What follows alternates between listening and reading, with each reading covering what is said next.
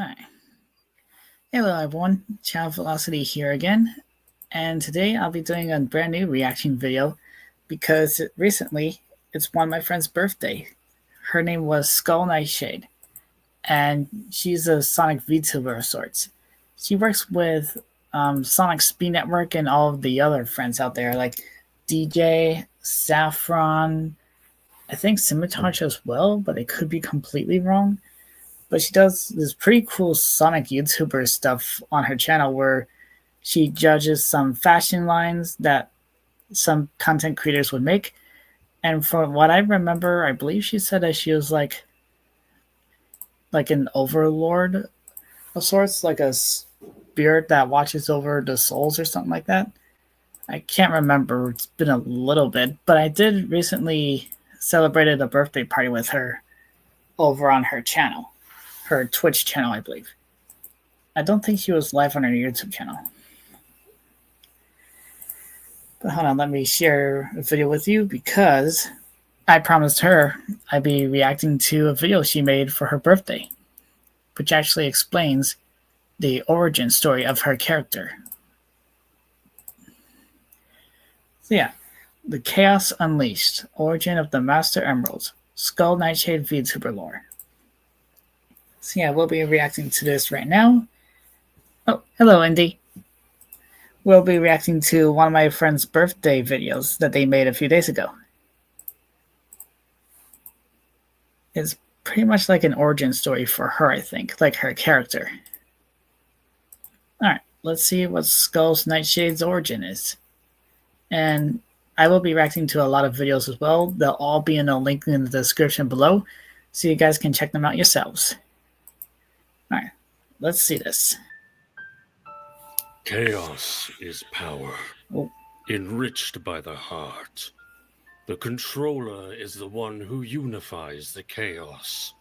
Yep. Power is the core of everything, from the smallest speck of hi, Reina.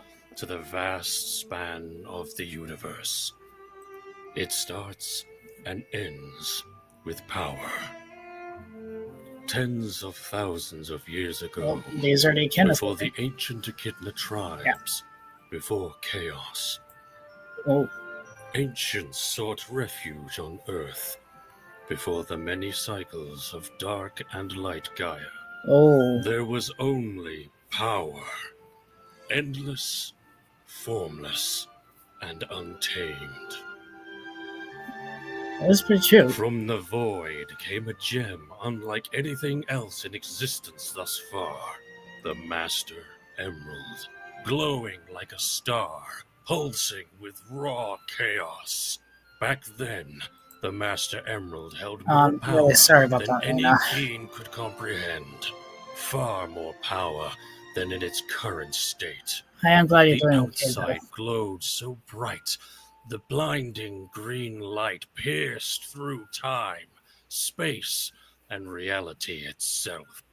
Dare to do it all. And of course I had to do that. But yeah, I'm really sorry you had another one right now. I really hope you feel better.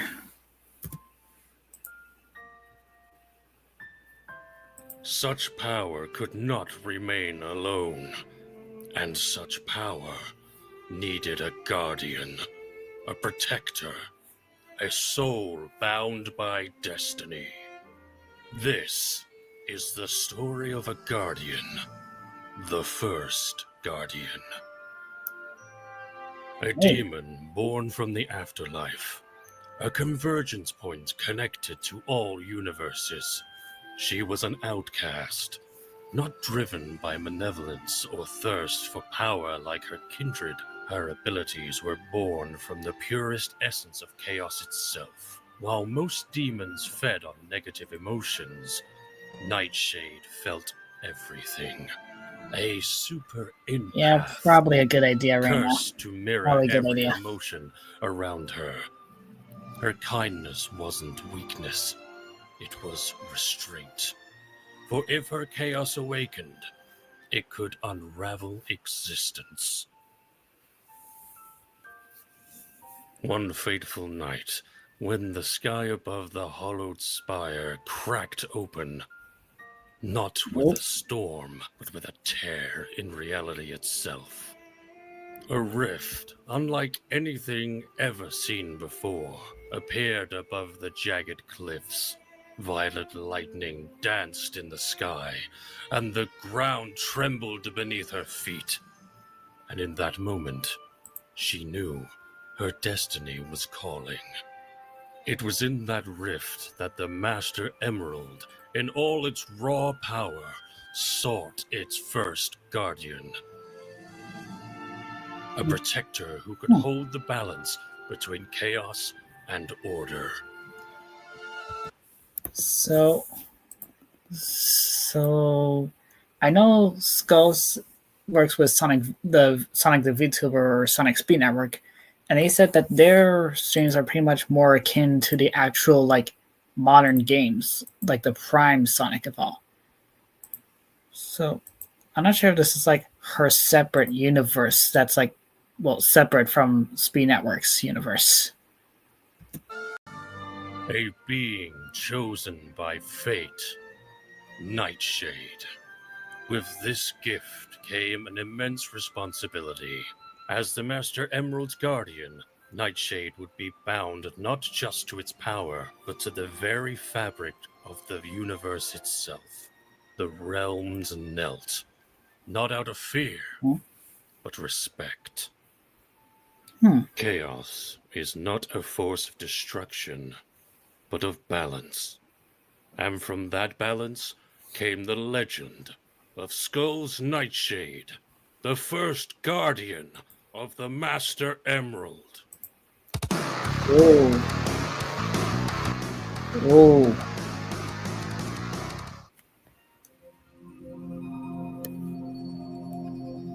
Okay, this is pretty interesting so far.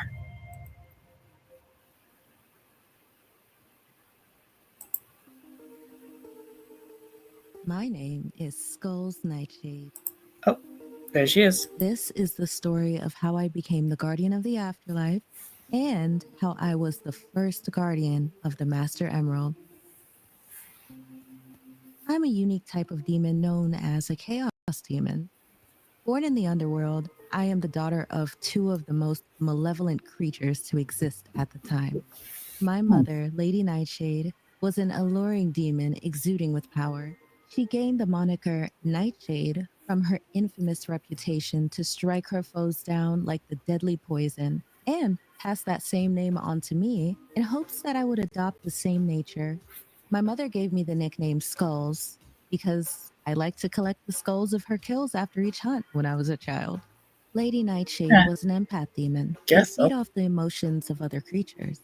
I fed the same way too and enjoyed emotions like joy, which didn't harm anyone when consuming. My mother, however, only desired negative emotions like fear, pain, and suffering. The more pain they felt, the more strength she would gain, and her victims would die in the process.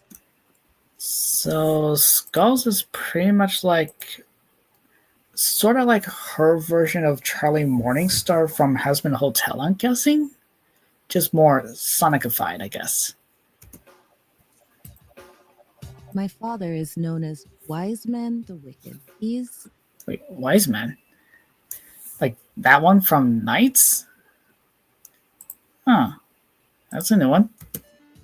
an anomaly. His hollow appearance resembles a dark spirit or shadow, cloaked in regal cloth and crowned with glimmering metals.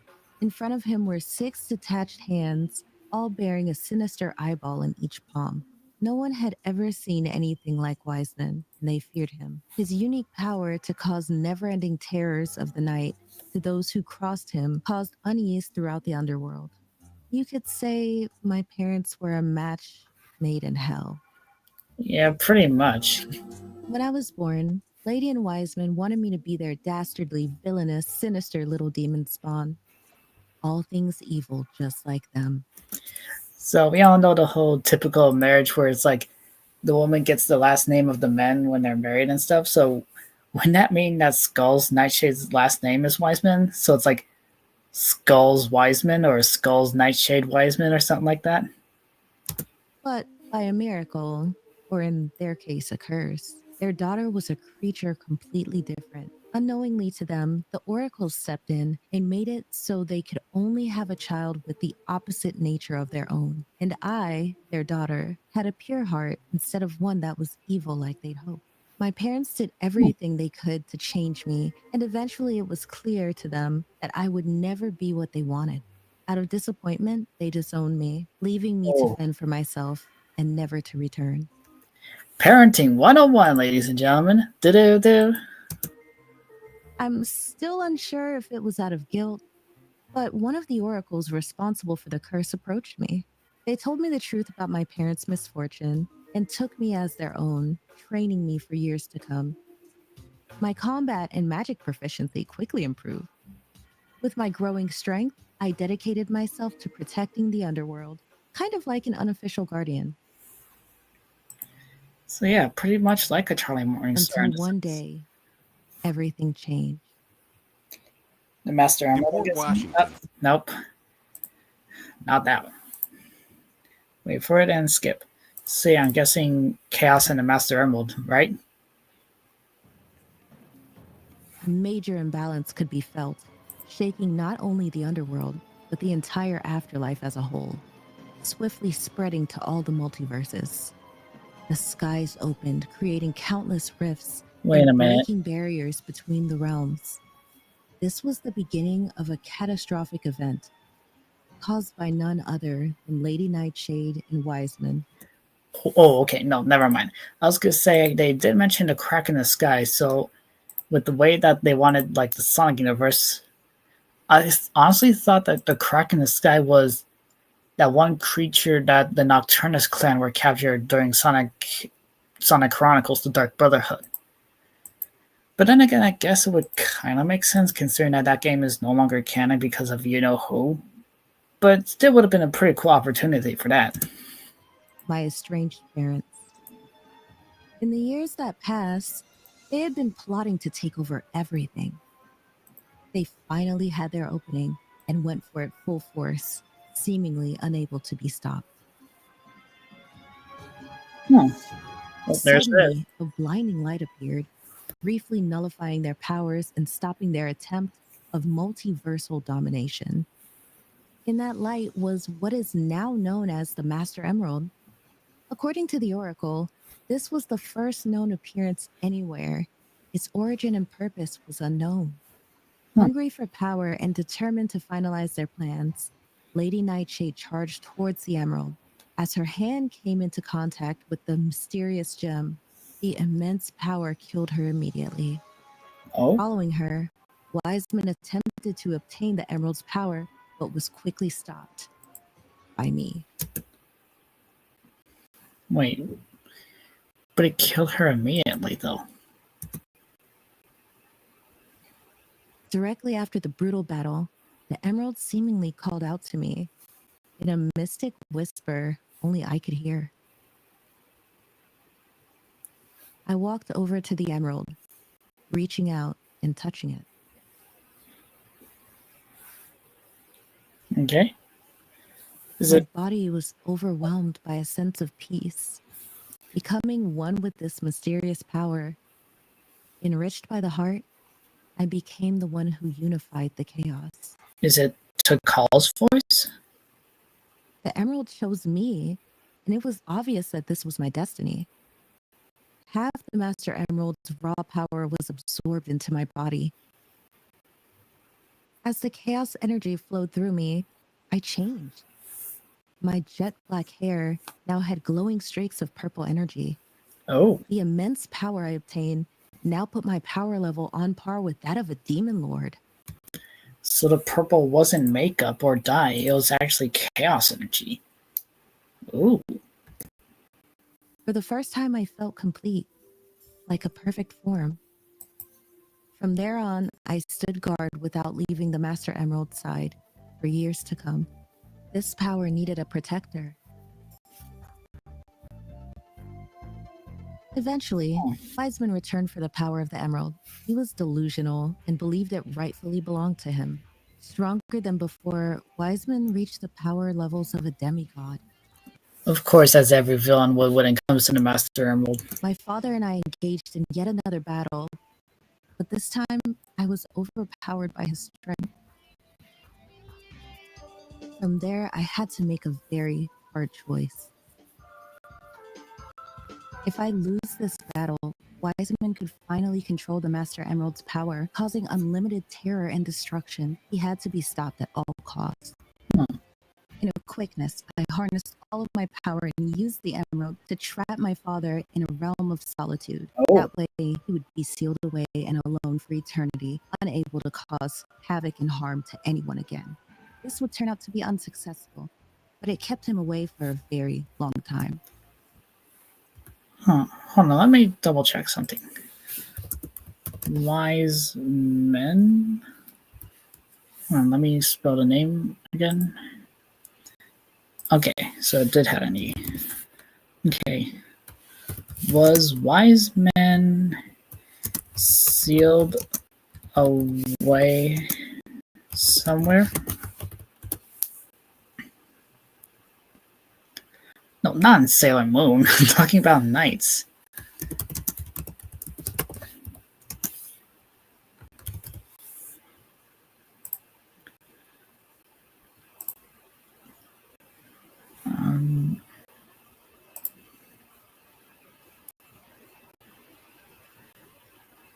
I don't think he was. The character Wise Man in the game Nights into Dreams is a villain who can be fought in different environments, but the results do not indicate he was sealed away.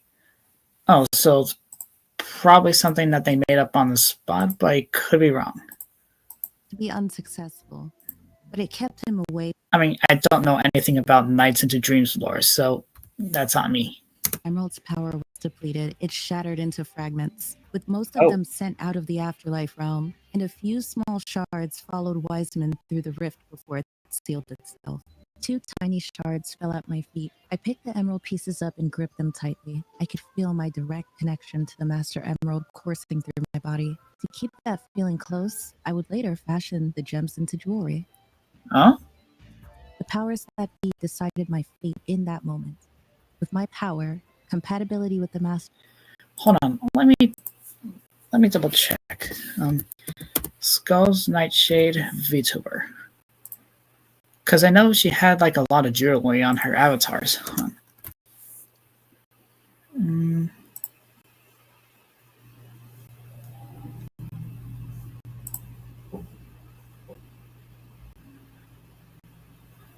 Huh. Hey, hold on. Let me share this image with you real quick. This is sharing? Yeah, sharing. So this is Skull's Nightshade. This is a VTuber, but I don't think I see any. I don't see anything that resembles the Master Emerald unless it's like disguised as these things. Maybe it could be the gem there because it's green. I'm not sure. Or maybe it's the gems on the scythe. I'm not sure. I'm going to share this again. Yeah, there we go. Master Emerald, and purity of heart impressing them, they assigned me as the guardian of the afterlife. This was a responsibility only a few entities of legend have been tasked with before me. Eternal dragons, archangels, or even gods themselves. And here I am, this little OCD bipolar demon girl who touched a big shiny crystal and knows how to hold it down in a fight. Now I'm responsible for guarding a multiversal convergence point that helped determine the balance across the universe. No pressure. With Google Play. Nope, not sponsored. But yeah, totally no pressure at all. Otherwise, you'd probably end up like Multi-Sonic and go through a lot of stress, like in his story. Okay, over 2,000 years later, about 4,000 years before current times. Wait, 4,000. So now are we heading to Echidna times? Because I thought the echidnas were like before skulls. Many years passed. I flawlessly fulfilled my duty as guardian of the afterlife. No, not only for my unique and trend-setting fashion, but also my expert level scythe proficiency. And you know I know my way around with magic. Yeah, it's true. I Life did had saw you become perform pretty the other day. routine. Either nothing happened and I got a full day just to vibe, or enemies would invade and I would stop them before the powers that be could nag me about the disturbance. Well, there's Tikal. But then I started having this dream, almost something like a vision. Although thousands of years had gone by, I could still feel my connection to the Master Emerald. The servers are the 7 Chaos Emeralds. Chaos is power, power enriched by the heart. The controller is the one that unifies the chaos. The echo of the disembodied voice would resonate over and over. A name etched itself into my mind. Tikal. Yep. The very first echidna guardian, This whole technically. thing felt like an unfinished story I was destined to witness. I could see her standing beside the Master Emerald, surrounded by strange little blue creatures and a water-like creature whose essence seemed similar to my own. Suddenly, the vision cut into the same once peaceful civilization, engulfed in flames. Oh, I see the girl, Tikal, looking directly at the cause of her demise. her father. I woke up in a panic and could not shake the feeling that I was meant to help.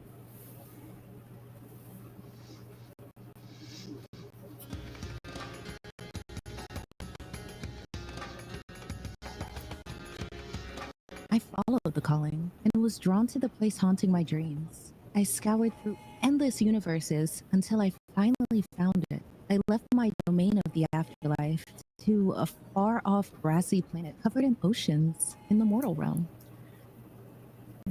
I scoured those universes. So is this like a separate universe from skulls? For the first time in a long time, I could feel the presence of the Master Emerald. The scenery was serene.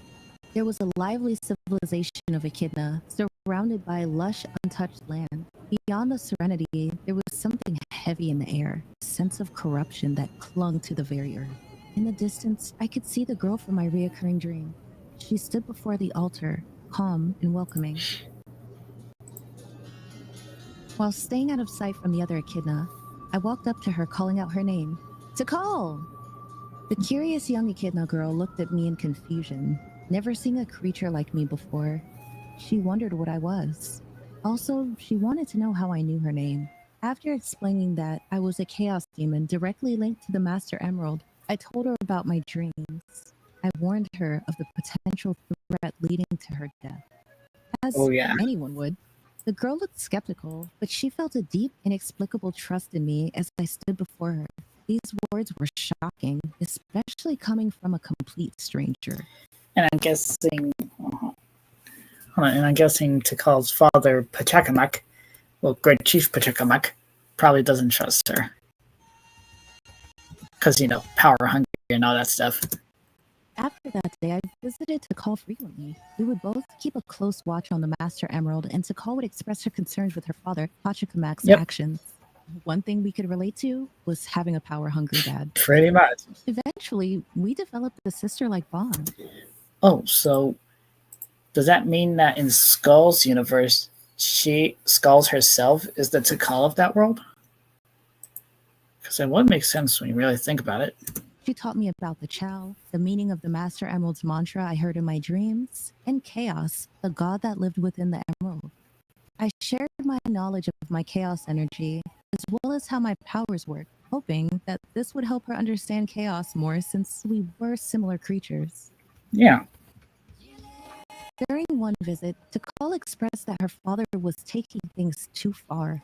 Worried that the events of my dream were beginning to come true, I wanted nothing more to stay and protect her along with her tribe. At that time, I was being pulled away to the afterlife to remove a threat. Before leaving, I gave Tikal words of assurance. You have the power to protect your tribe and the Master Emeralds. To bring balance to the chaos that exists in this world, I said while looking into her eyes with affirmation. I didn't realize that was the last time I would get to see her. Oh. So yeah, and that's when perfect chaos attacks. Because of our father.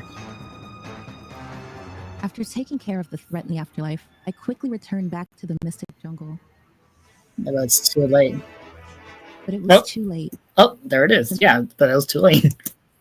Mystic jungle from then on would be known as the Mystic Ruins. Perfect chaos was unleashed, enacting on its duty as the guardian of the Master Emerald. Because of the father. The destruction was irreparable. I extinguished the blazing fires that swept through the tribe structures before they could spread to the rest of the jungle. Bodies of the Echidna tribe members laid lifelessly on the ground, Pachacamac in the center, near the Master Emerald.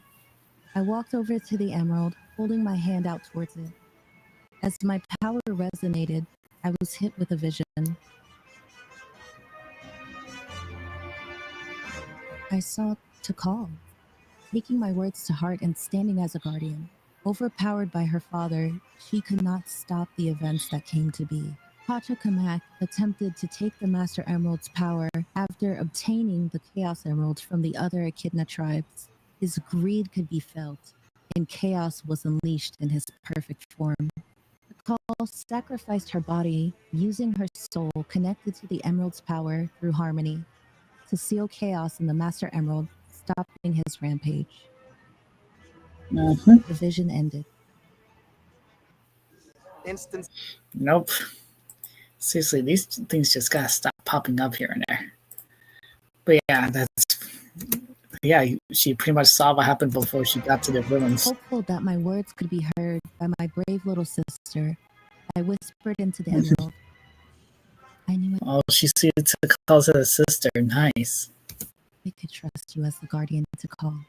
Rest now. You've done more than enough. Your spirit will never fade. I'll make sure of it. This is the price of ambition.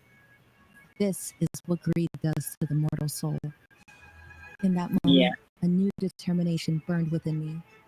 I would not allow Takal's death to be in vain. My next task was personal.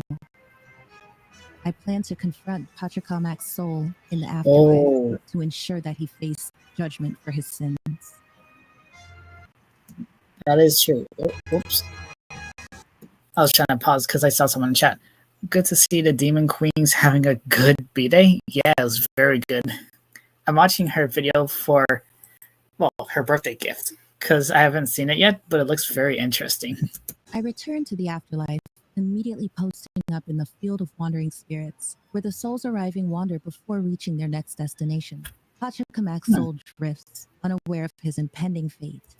So pretty much like the souls that we see in Disney Hercules? No, even though I am on her naughty list for life. Oh, okay. Teleporting behind him, my figure shadowed over him before he could see me. I grabbed his spirit form and shouted in an ethereal voice, echoing throughout the entire afterlife. You thought you could escape the consequences of your actions.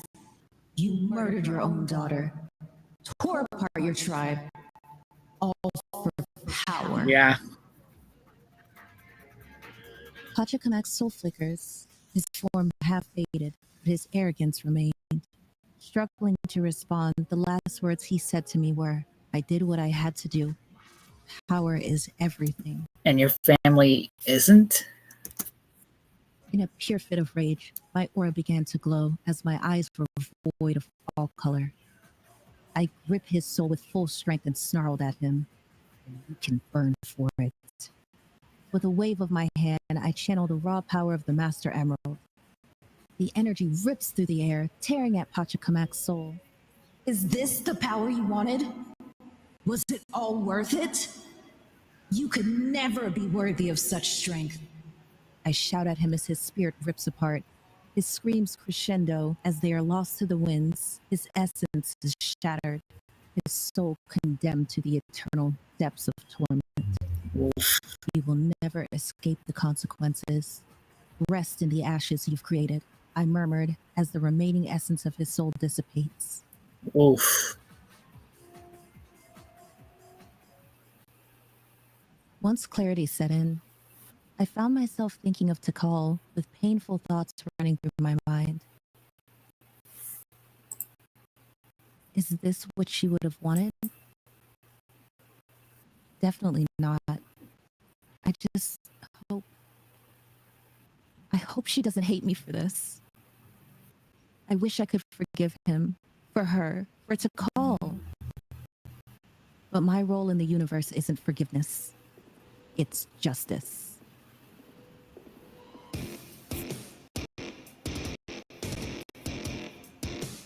3,000 years later, current times. Okay. Oh. Oh. Okay, that actually looks kind of cool because it kind of looks like a mouth of sorts, kind of like the tiger cave that we saw in Aladdin, like with the crystals for the eyes and the broken jagged rocks for teeth. Oh, there's some skeleton claws there too. That's cool. In the time that passed since then, Skull's Nightshade continues as guardian of the afterlife. Under her guardianship, the afterlife was a place of peace. Oh, so this must be part of the afterlife then? Because she recently made like her own world in VR chat.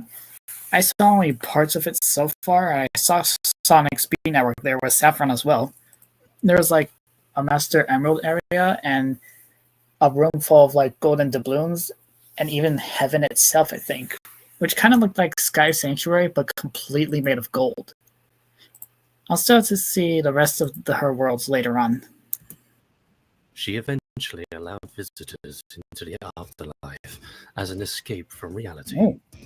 She found a passion in entertaining and decided to spread her reach by building a community online, referring to them as rare drops, seeing them as one of her many treasures. Skulls became known as the Archon of Flair, sharing her style expertise with the multiverse through lively events. Eventually, at peak levels of confidence, she evolved into somewhat of a dark idol figure. I'll still be here, by the way. Oh, okay, Raina.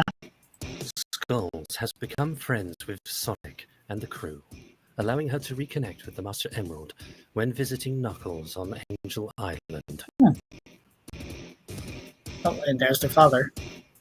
Her father, Wiseman, forged the Nightmare Realm from his sealed prison. Oh. Directly connected to the Dream Realm, he created the Nightmare to do his bidding. He wears shards of the Master Emerald around his neck as a reminder of his daughter's betrayal. Oh. Okay.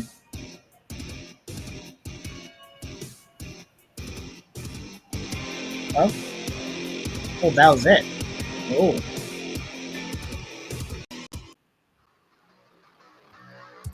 Okay, that was very good. Oh, I was playing Live and Learn.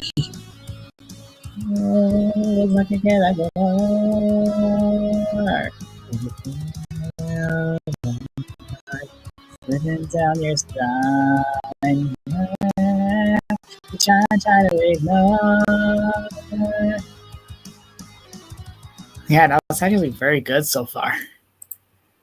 Like, I think there's still like a lot more to her story, but that's actually a very good origin story so far. Yeah, happy birthday, Nightshade. That was very good. Oh, oops. All right. And then we'll go to the next video here. Right here. This is what I saw very recently, a little bit. Apparently, it's like another digital circus AU, because I know there's like a lot of them. Like one of them is like a boxing tournament, and the other is like an Alice in Wonderland universe. This one's called The Amazing Traveling Circus, an animatic trailer by Kickster Ash. So yeah, this will be interesting. All right, let's check this one out.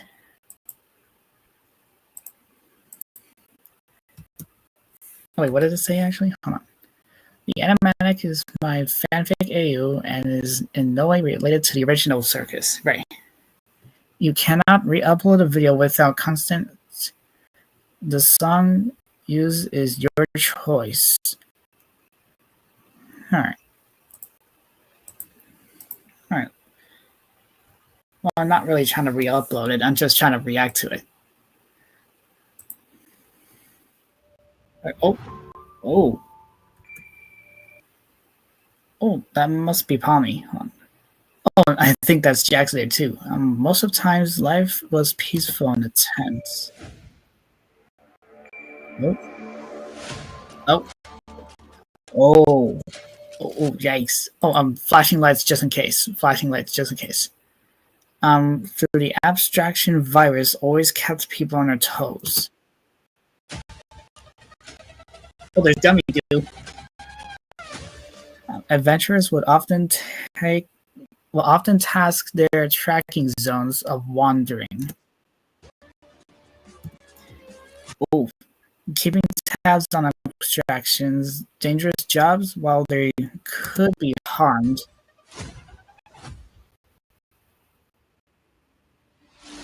Oh, abstractions could not be killed. I guess it is kind of true with the original, I think, but I could be completely wrong. Oh, there's Rego though. My friend Kane has a plan to eradicate the abstraction virus. Look at little Gangle with the goggles, and Kinger as a wizard. Oh, and of course he would have fireflies. Makes sense. He really likes bugs. And then there's Zubul and Jax. Once and for all, we need your help to do it. Oh, Jax is probably talking. Hold on, let me drink some water to chat my dude by Jack's voice. Hold on.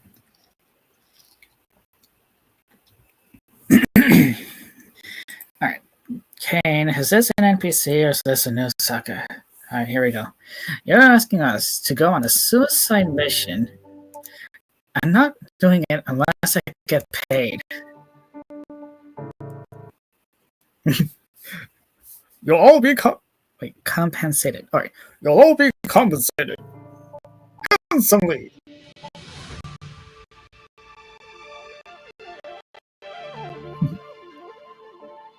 Ooh. And there's a little Goinks. That's a big apple. Oh wait, wait! I just realized. Hold on, that robot just disappeared. Is that supposed to be like their take on? Oh, hold on. I think I met Skulls once on VR chat by accident. I think so, because I remember when you and I first met them, Reina, it was like during the project community thing with the mall and all that. Because Skull's booth was like right next to Sonic's, which makes sense. But I was gonna say, like, when that guy disappeared, was that supposed to be the disappearing guy? He's like, oh, sir. Hold on, let me do it. Oh, sir. So yeah, that's definitely gotta be disappearing guy. Ooh. It kind of gave me a Tangled vibes a little bit. Looks very good so far. And it's only just a storyboard. Oh. Oh, Gangle with a gun. You shall not pass! This is very good.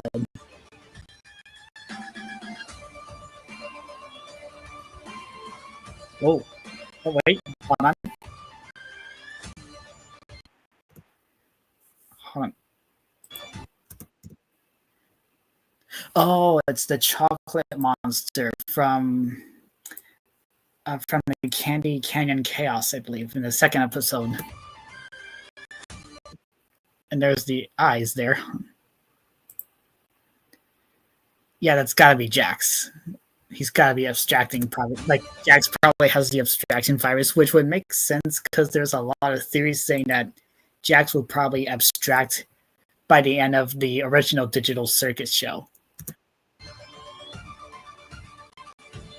Oh.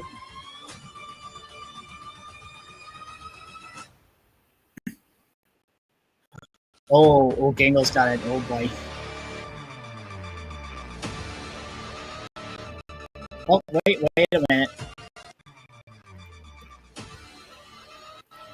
Oh, that's the frog. That's Ribbit, I believe they said the name was.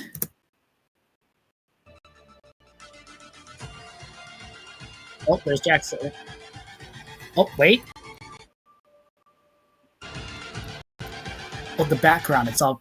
Oh, that's the Void from the very first episode. We still don't know anything about the Void in the first one.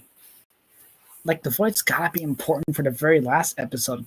Like, given how there's some, like, biblically accurate lore within some parts of the episode, I'm gonna say that this is, like, their take on heaven, maybe?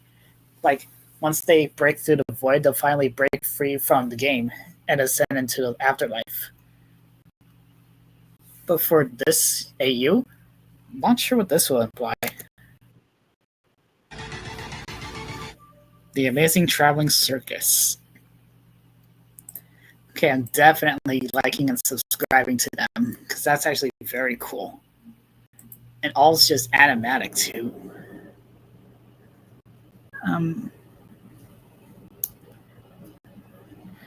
I think I met her when she was doing a stream. I accidentally joined it when I joined off of a friend.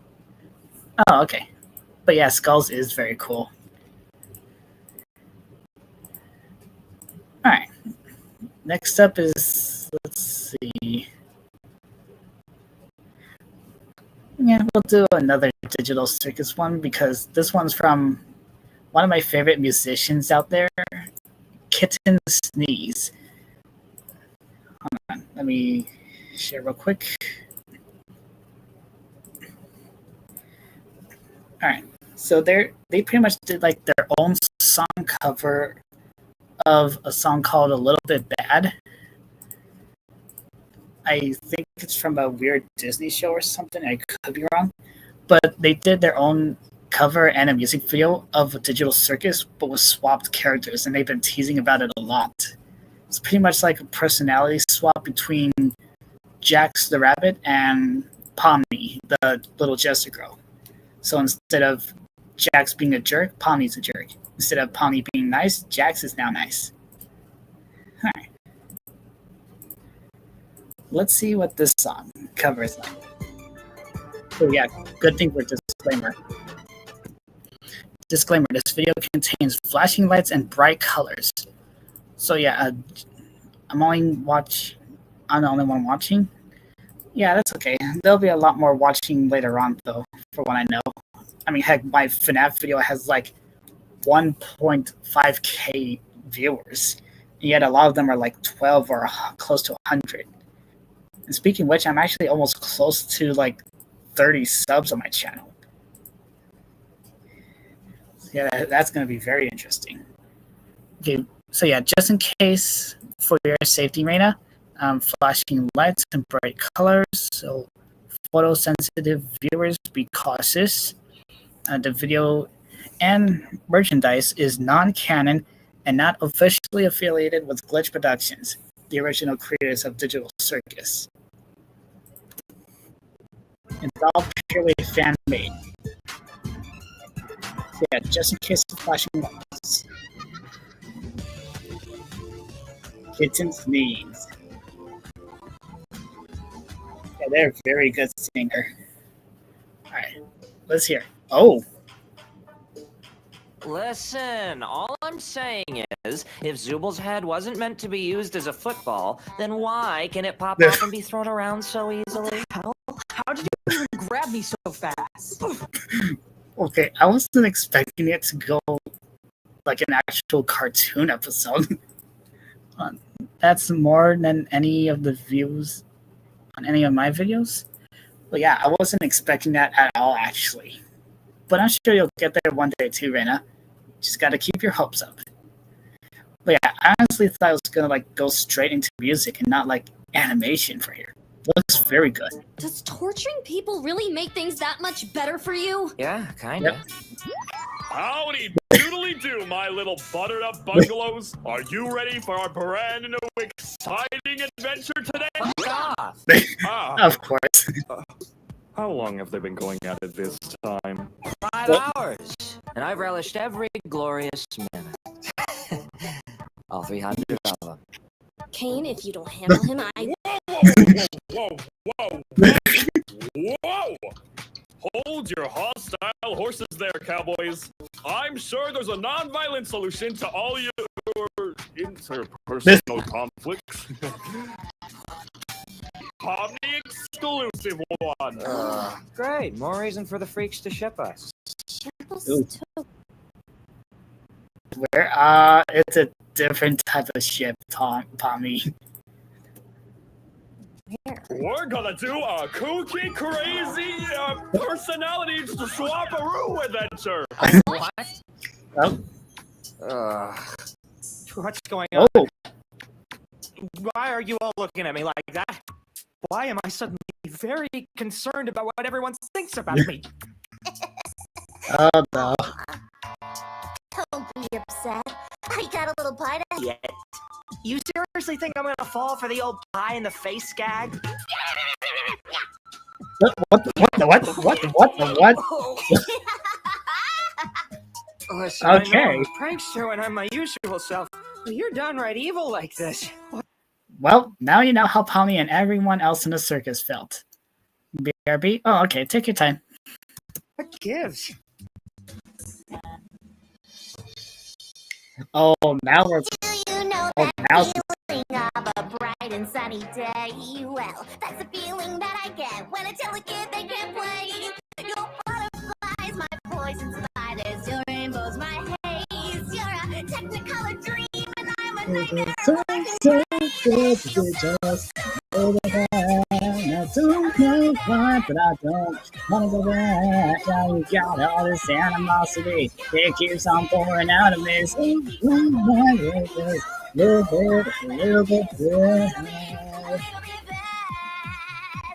I don't know what's so great about spreading suffering and hate, but I know there is no debate on the smiles you could help to make. No, I'm not down. Don't get it twisted. No, nothing's missing. I like the Kenny Juice. I like thunder. I like lightning. I like evil. I like frightening. I like chaos and confusion. I'm a master of abusing everyone around. This is seriously good. To know the truth is that I found. It feels so good to be just a little bit bad. I don't know why, but I don't wanna go back. I got all this animosity. It keeps on pouring out of me. Don't know why, but I'm just a little bit bad. Tuesday, bad on your birthday. That's 'cause that's my way to go. If you're bad every day, want to This is seriously good. It's so good to be just a little bit bad. I don't know why, but I don't want to go back. I got all this animosity. It keeps on pouring out of me. Don't know why, but I'm just a little bit bad. Oh, there's the mannequins, or NPCs. Oh, dude. This is seriously great. Okay, in all seriousness, this animation is top tier right now. Like, seriously. Big props to Kid & Sneeze. That is amazing. You could use that animation for your own indie series if you want. I want to see more like this. Yeah, exactly. Oh, and it came. They are both infinitely more terrible like this. Time to swap back. You sure about that? What?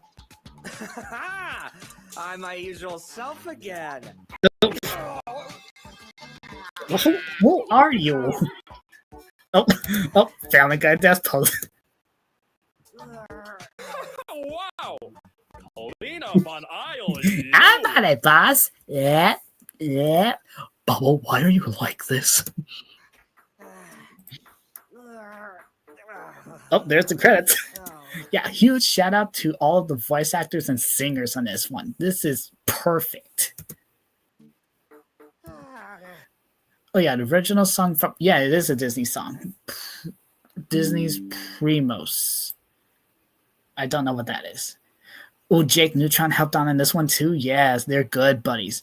Oh, and the musical Ghosts. I haven't heard of them in so long. Like, I think they did like their own jazz swing cover of Napster Blue's theme from Undertale. Like, could be wrong.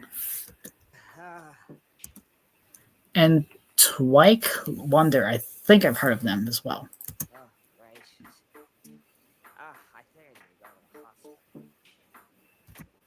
Yeah, to the background artists. Oh, hold on. Storyboard artist Jake and Kitten. The background artist by Daniel Brauhensel. I could be saying that completely wrong. I'm so sorry. I'm not good with names sometimes. All right. But yeah, huge shout out to every single one of these people. This animation is perfect.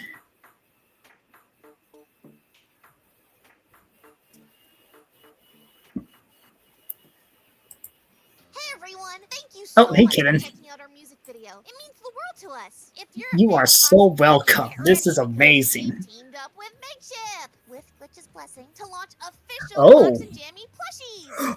Oh, the plushies are official now with Glitch. Oh, this is cool. These cuties are a limited time exclusive. Once the campaign ends, that's it. If it doesn't get funded, they won't be made at all. We've only got a few weeks to fund both, so if you want to grab Please go fund them. They look so good. Click the link in the description. If you want to support the studio in other ways and plushies aren't I'm back. Welcome back, Reina. You just missed some peak animation and song. Like, you could probably check it out later when the stream is fully on YouTube, like sometime today or tomorrow. But still, it's very good. And look at the artwork and posters. You'll find some really sick exclusive merch and apparel, as well as limited stock of prints and posters that I've personally hand-signed. Thank you so much for watching, and don't forget to like and subscribe, and stay tapped in for more tunes and tunes.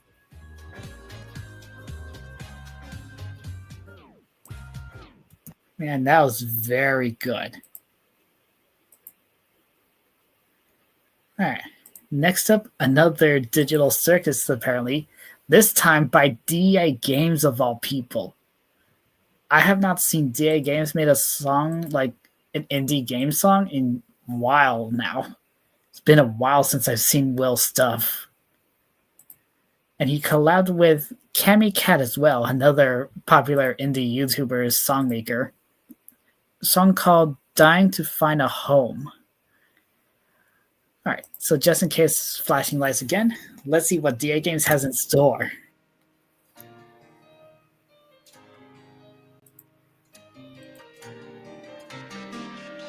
Ooh, Open Infinitum. Remember they hold you when you were aching. And those signs came while your body sat there aching. Whoa. Cut to the promised land when you took my hand and stopped shaking. Blessed by the fire in your heart when memories were making. We are so back. There's Cammy. Cannot get the voice out of my head. Now I'm holding on to the memories until I find out. Maybe I'll find the truth of the enemy. This is good. There's no escape.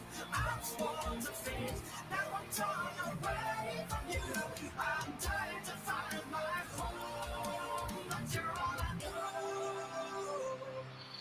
Yes. Remember the grace and sun we were waking.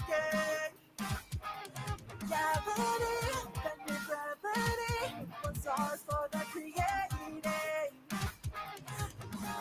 door, making our teeth bust. There's a smile somewhere in the soul, but I say it the most. Undergone out there,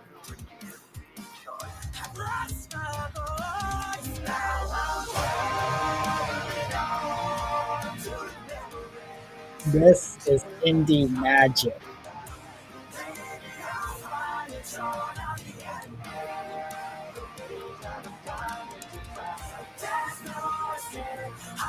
No, even better. This is indie rock magic. Good to have you back, Will.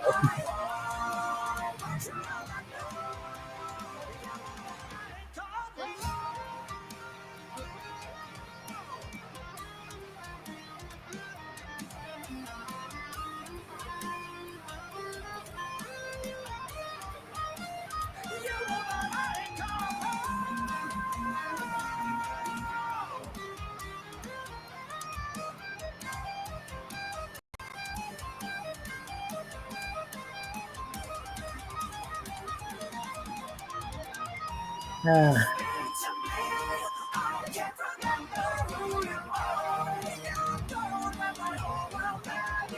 and this is a digital circus song, by the way, guys.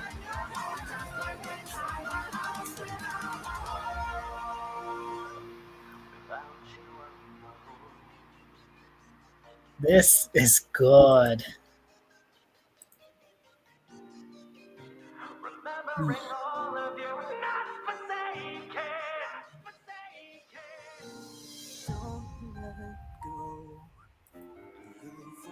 This is perfect music right here.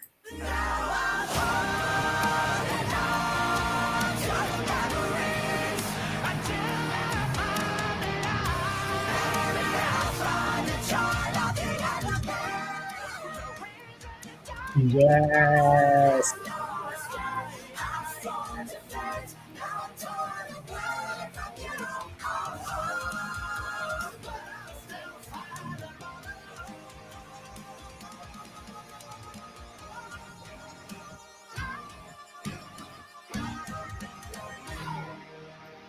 Yes.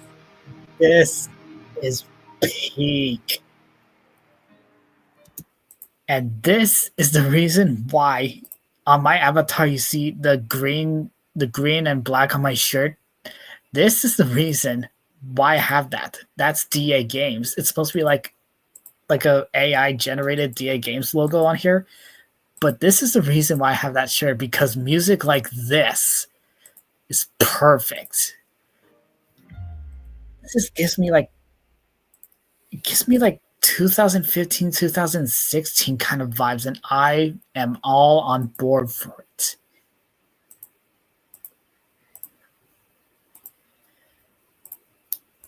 Absolutely great to have you back, Will. Absolutely great. I miss this so much.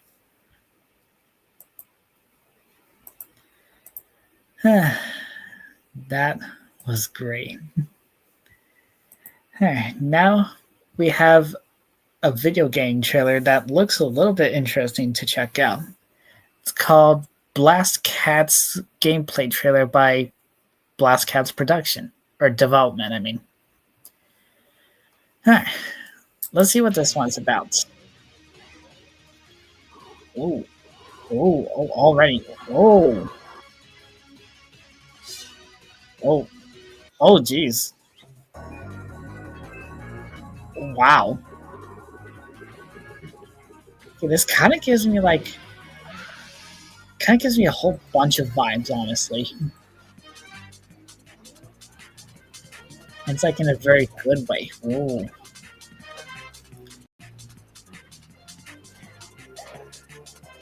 Okay, this one I might be actually interested to check out later. I'm not sure, but well, I'm not sure if I'm gonna play it because I don't know if I'll have the money for it, but it still looks very interesting to see. Ooh. Okay, yeah, this is like multiple games mashed up in one.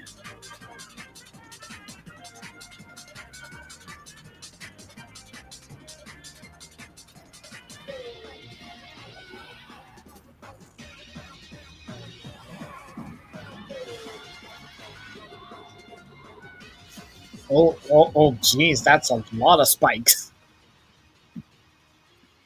Oh, the cat is shaped like a magic lamp. Ooh, that's a cool detail, actually. Hold on, let me look back into it. Let's see all the vibes it gives me. Like, this here immediately gives me, like, Super Mario 64 kind of vibes. Mixed in with that Mario painting game. I can't remember which one it was, but it's the one that had Bowser Jr. in it. And this area just gives me, like, a Hat in Time vibes with the Disco Penguin. I'm guessing that's like the main antagonist of this game. It's like a cat witch queen or something. And she has like a golden apple.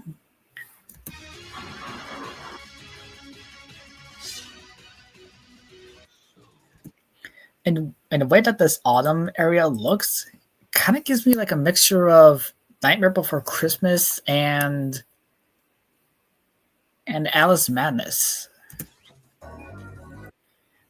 The train gives me Toy Story and Digital Circus vibes, as well as the blocks.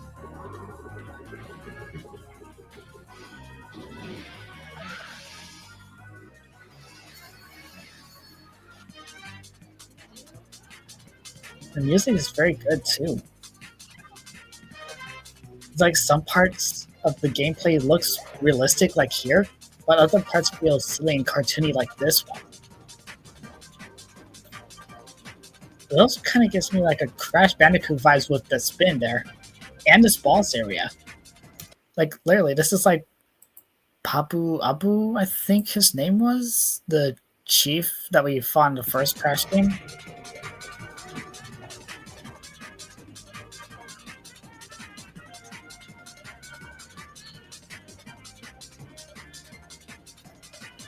Yeah, it also gives me Mario Galaxy vibes with this area here.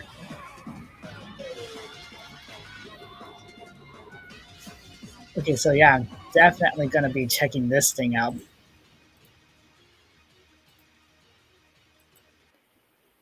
And I'm guessing with the lamp, there's going to be like a genie element into it somehow.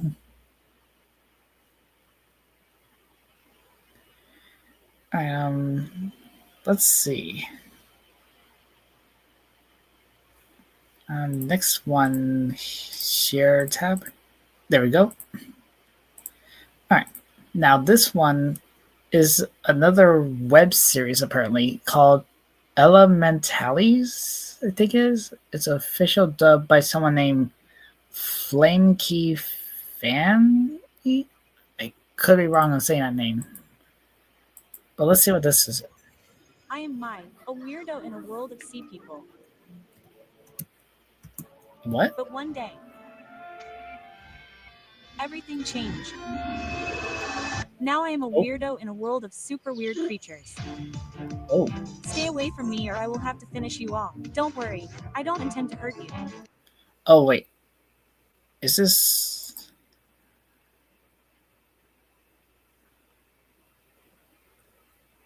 I think it's this channel, actually.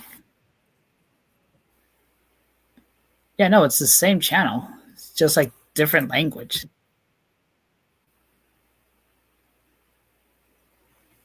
Huh. Because the dub does sound a little bit off. I didn't know if it was like a fan-made dub or not, but no, it's official, I think. Huh. Alright. You can trust me. I am Bland and you are Ninzi, the human. So how did you end up here? I just opened a book and ended up in this place. The elemental book is activated with 4 crystals, which means that if we find all the crystals, I can go back home. Oh, I saw that for a second. I can go back home. Yeah, that's definitely a Friday Night Funkin' reference right there. Very good. But what?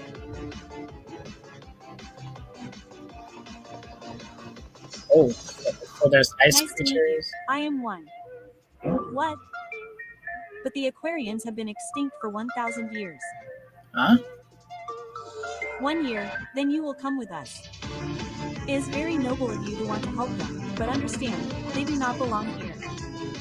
I promised myself that I would help anyone, even though I cannot make the same mistake again. Huh. You should hide that book. It seems to be very valuable. Why? An evil villain is going to steal it from me. I want you to bring it to me, Blush. Okay. No matter what dangers I have to face, or what mysteries I have to solve, Well, I I will guess those find are the the 4 elemental information. crystals and get out of this world called Elementals. I will pony. So yeah, it is made by the same person here. Huh. It's kind of like it's weird but kind of good, but I think it's only because some art styles are like off here and there. Because I can go some parts here, like here, it looks like some from an early back 2000s, home. like when YouTube was starting to be popular and stuff. But then it has the silly Friday Night Funkin' thing here, which I'm all on board with. But then it has like more modern animation like that. But what? It's like some parts look finished, but some parts don't look finished. You know, I might consider checking it out later.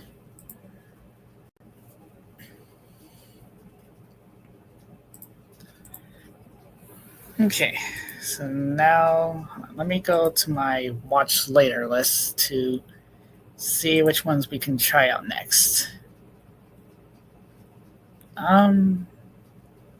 Wait.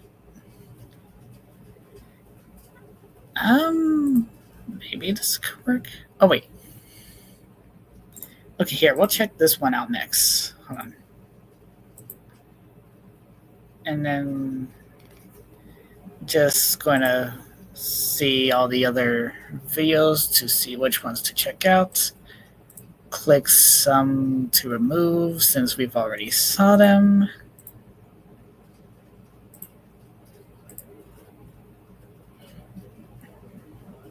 Let's see. Oh, we already saw this one.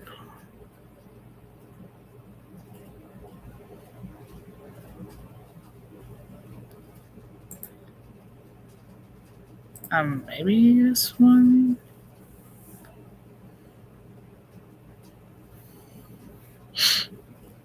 Alright, let me see. So many videos, so little time. Wouldn't you agree?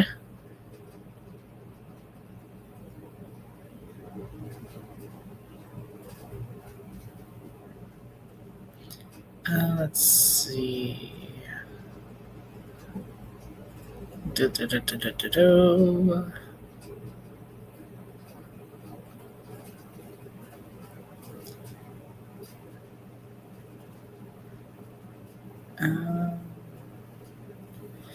so many videos, but some of them are like not sure which ones to see or not.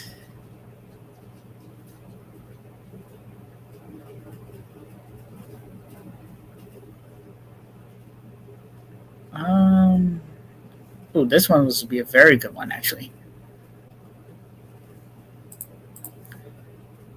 And then put that up there. Okay, anyone back?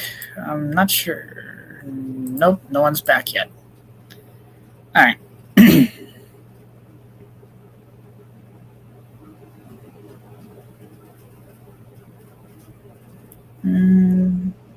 Sorry if it's taking a bit. I'm trying to figure out what kind of videos to watch next. Oh, we could do this one.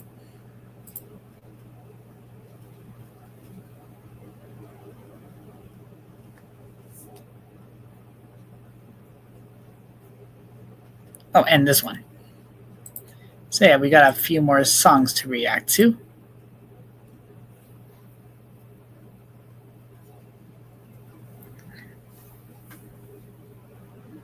Okay, and then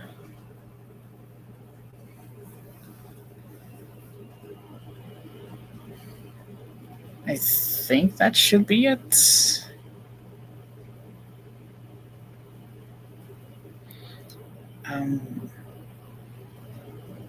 Maybe I think that might be it to pick up for the remaining videos.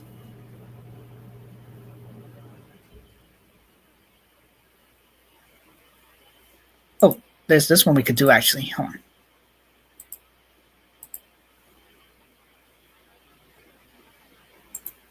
And there, got the remaining videos here to check out.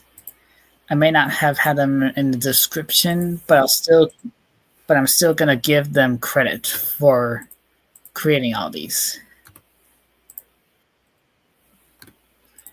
Let me set all these up. Make sure the commercials are all skipped.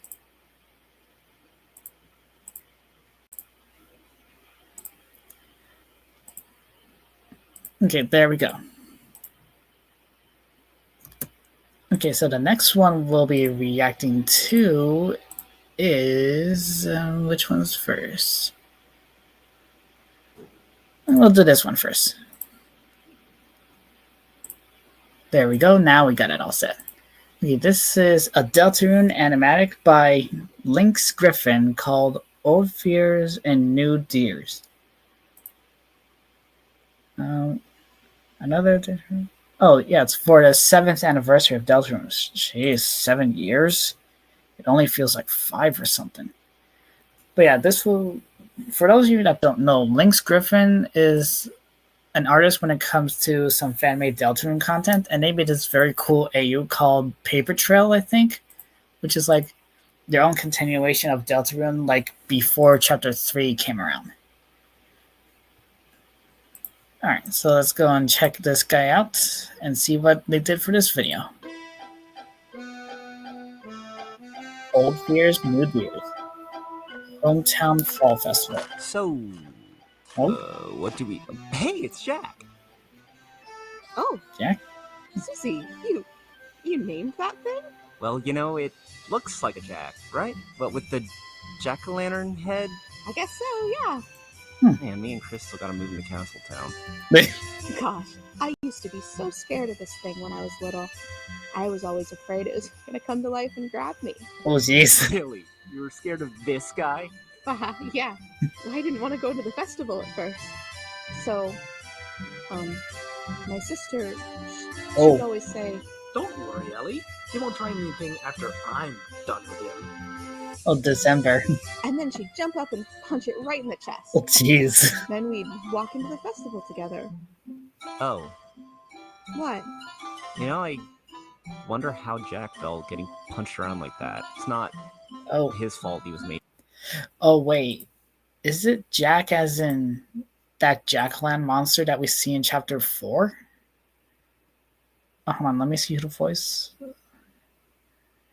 Oh, okay. But yeah, I was gonna say, is he the Jack-o'-lantern we saw in Chapter 4? Made to look scary. That Frankenstein creature? Yeah, I guess that'd make him pretty lonely. But, yeah, you know, even if he scared me, I think I'd be really sad if he wasn't here every festival. You want to know a secret? Yes? Oh. Check this out. What are you doing? Oh. Oh. A candle. It looks like a cute cat face. Not quite so scary on the inside, huh? No, it's not. Thanks for sharing your secret with me, Susie. Jack's secret. Right. Jack's secret. Right. As Crop would say it. You gonna show me what this festival deal is, or what? Oh, come on. Sure. There you go. Let's go. Ship. Susie and Noelle. Ship. Yeah, that's actually very good so far, Lynx. I also like how they kept the whole Deltarune logo and Undertale logo. Oh, they did a theory video? I'll have to check that one out. Alright, next up is a few songs here and there. Let's check out this one. This is a Deltarune song called Artist Block by Static Films with a 4 for an A. 4-4. Alright, let's see this one in. Gather round, recruits. It's time for another day of adventure. Oh, is this another song with the official cast? Kane, I don't know. We just aren't up for what you normally. Fine. Oh. I understand you haven't been liking my ideas recently, so I'll go through and I'll give each of you a custom catered adventure just so you'll get off my back. Good?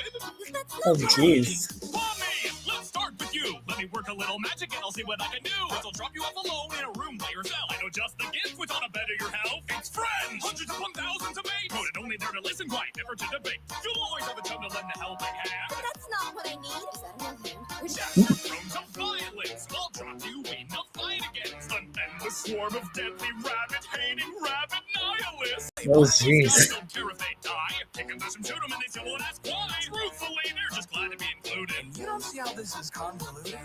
Oh, now you see it? Frown, lay a frown to smile when you're upside down. The world is flipped, so try not to slip. A rotating trip will fix that tug on your lip. Oh, look, right there. See those pearly whites of pure delight as if they were the stars at night. I'm so glad that you found a way to get over your sadness. Jane, you need to stop. This is madness. Artist block, trapped inside my mind. Behind the ones and zeros, darker thoughts are all you'll find. A twisted. This is very cool so far. I don't know how to move along. So sing the chorus, join the band, and help to keep the end the show from going wrong. I know just what you need. Who's next? Horses on the brain, there's only one place to be.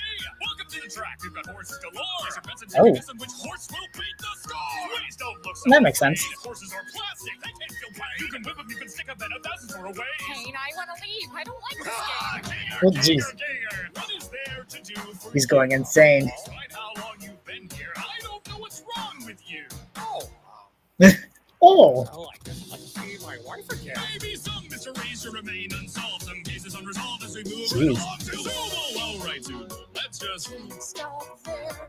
With all these players, you are stressing. They're all suffering in your care. All you do is fail and repeat. Get horses to me. Go to retreat If staying upbeat won't keep us in our seat. or distract from the fact that you are obsolete.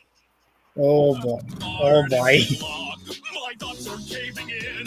Can both be held responsible for tragedy and sin within the circus life? Your purpose Hold on, is this the official class? you on. My purpose isn't clear. Well, then the pride will always. Oh no, those are family verses, actually. I'll get to the cast in a bit. Yeah, it's very good.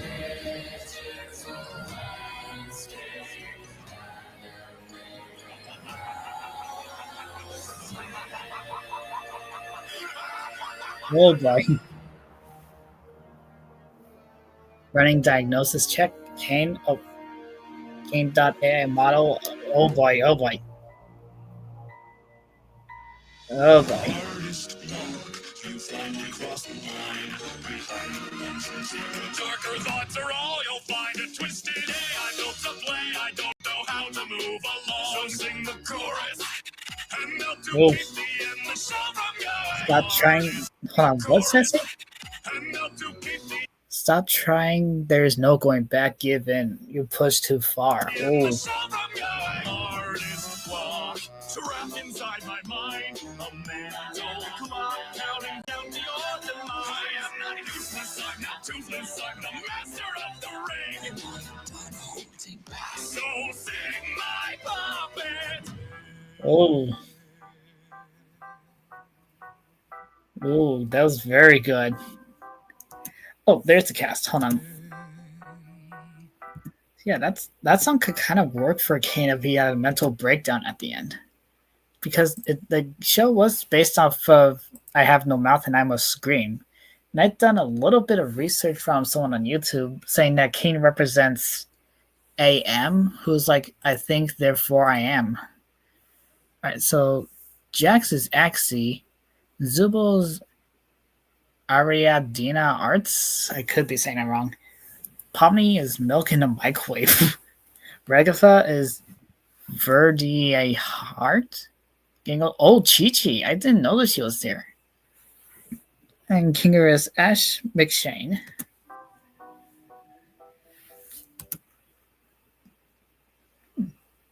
Hold on, let me double check. Who is Axie again? Because that name sounds very familiar.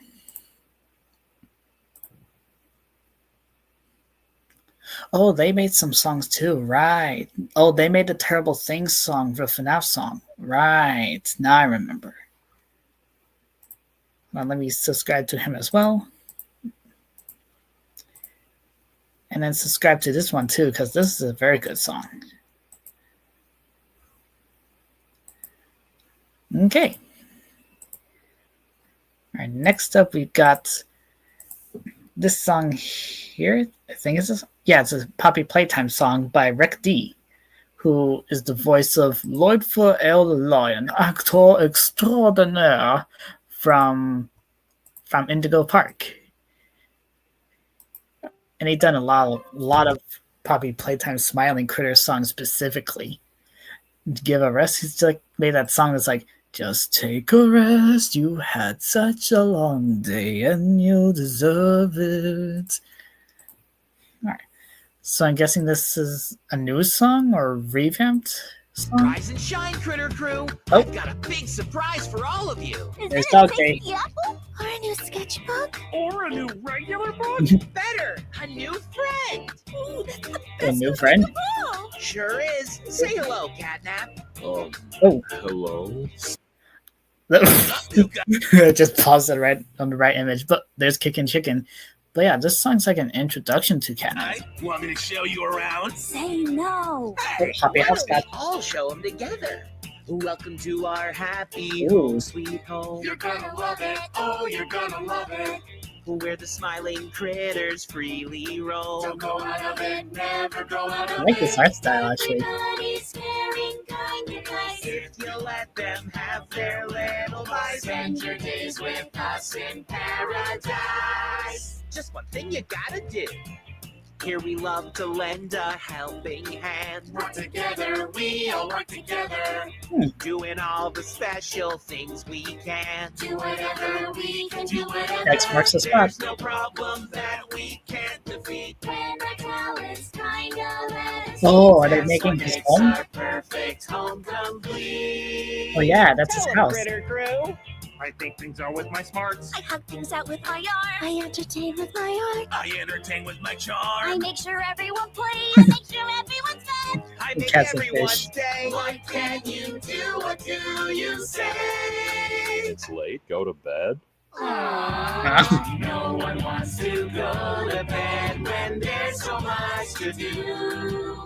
I don't sit and paint instead. Or read a book or two. You gotta have another way to help bring out our best. Come on. These it's are his very first good day. singers. So give it a rest. You should Oh, be resting. there's the Sleep is title. very important for your health. So is he. That is true. And that's way more fun. Exercising too. Can't you do something cooler? Sure he can. We just gotta figure it out.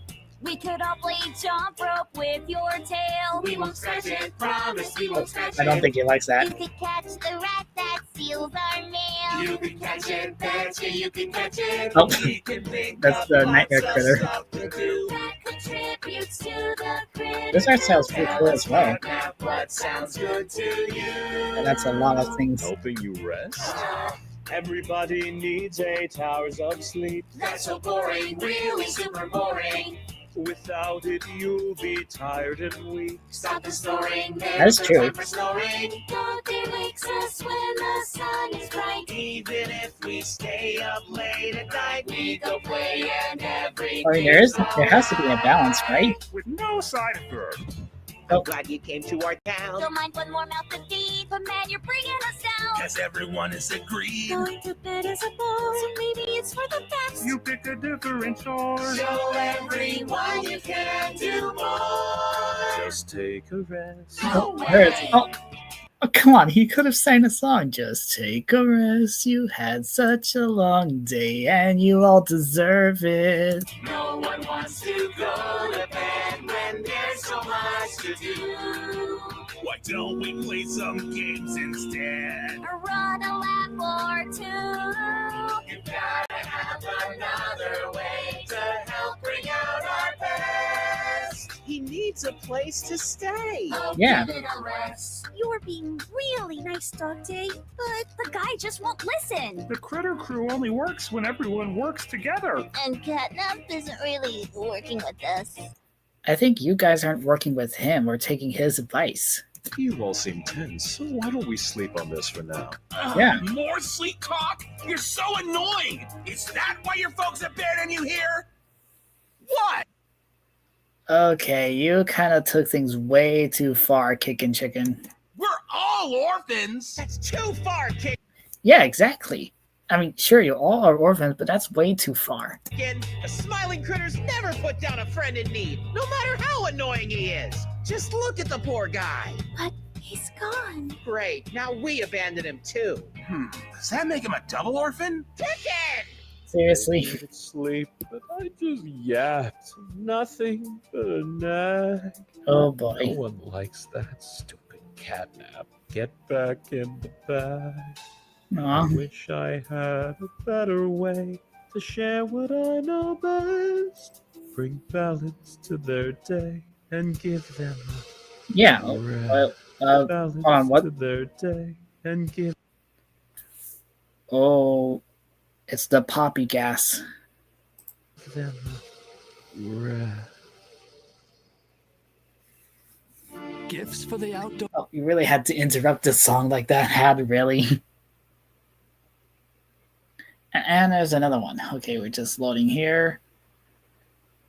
And skip. There we go. Yeah, what's gonna happen now? Where am I? Oh. Who are you? Good evening. Oh. Oh, it's the doctor. Hold on, what was the doctor's real name again? Because I know he was like the doctor in chapter 4. Hold on. Poppy Playtime, the doctor. Yeah, Harley Sawyer, that's what it was. Your sorrows touched me, child, and so the doctor took you in to help bring back your smile.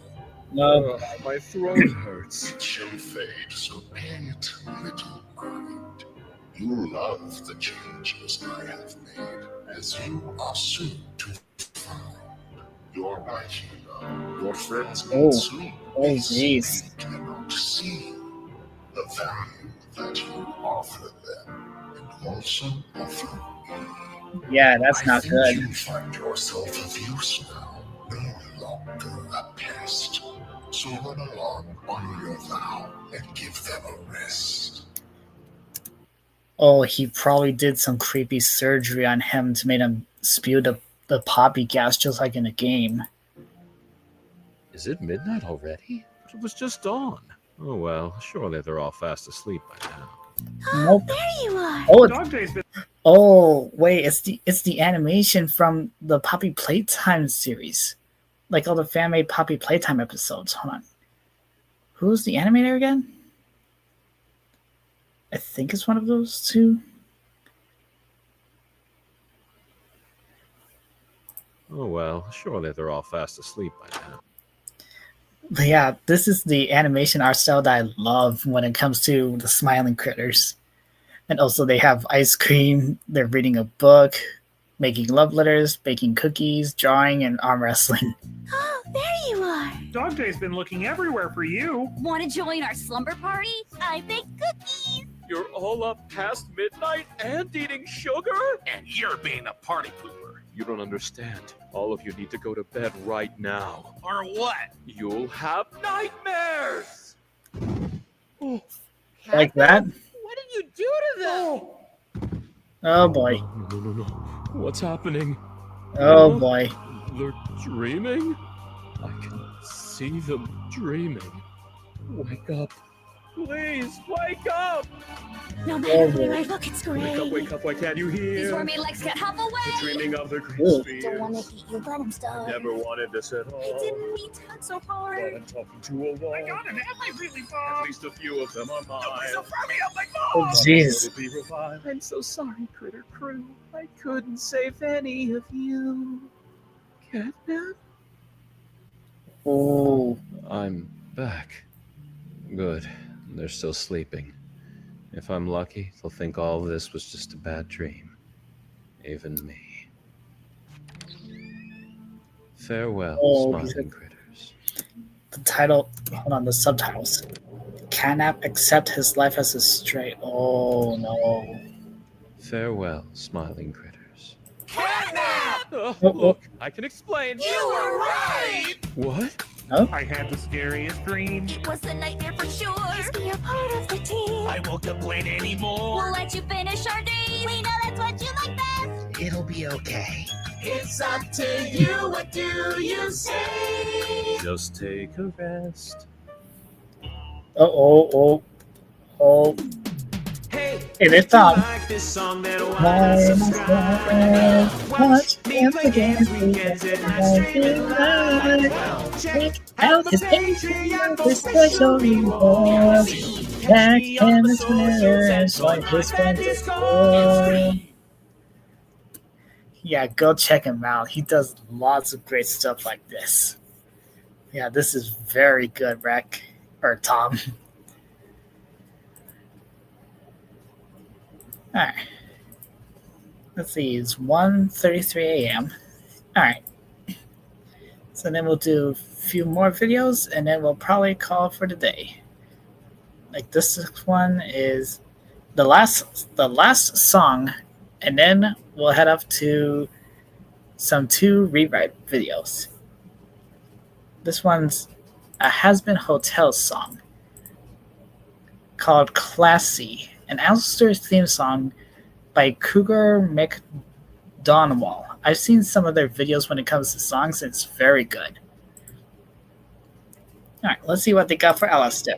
Ladies and gentlemen, kiss my class. Welcome, my friend. I do despise the skin you're in. The look on your face tells me that you've got time to waste. Enjoy your hotel, the most abysmal place in hell, but I'll still smile. So be my guest and stay a while. Take my hand and don't ask why. This is pretty interesting. On this show, cause I'm that guy. Paper freedom, I might try. Still the best, if you might ask. You disagree, then kiss my class. Okay. I really like that, actually.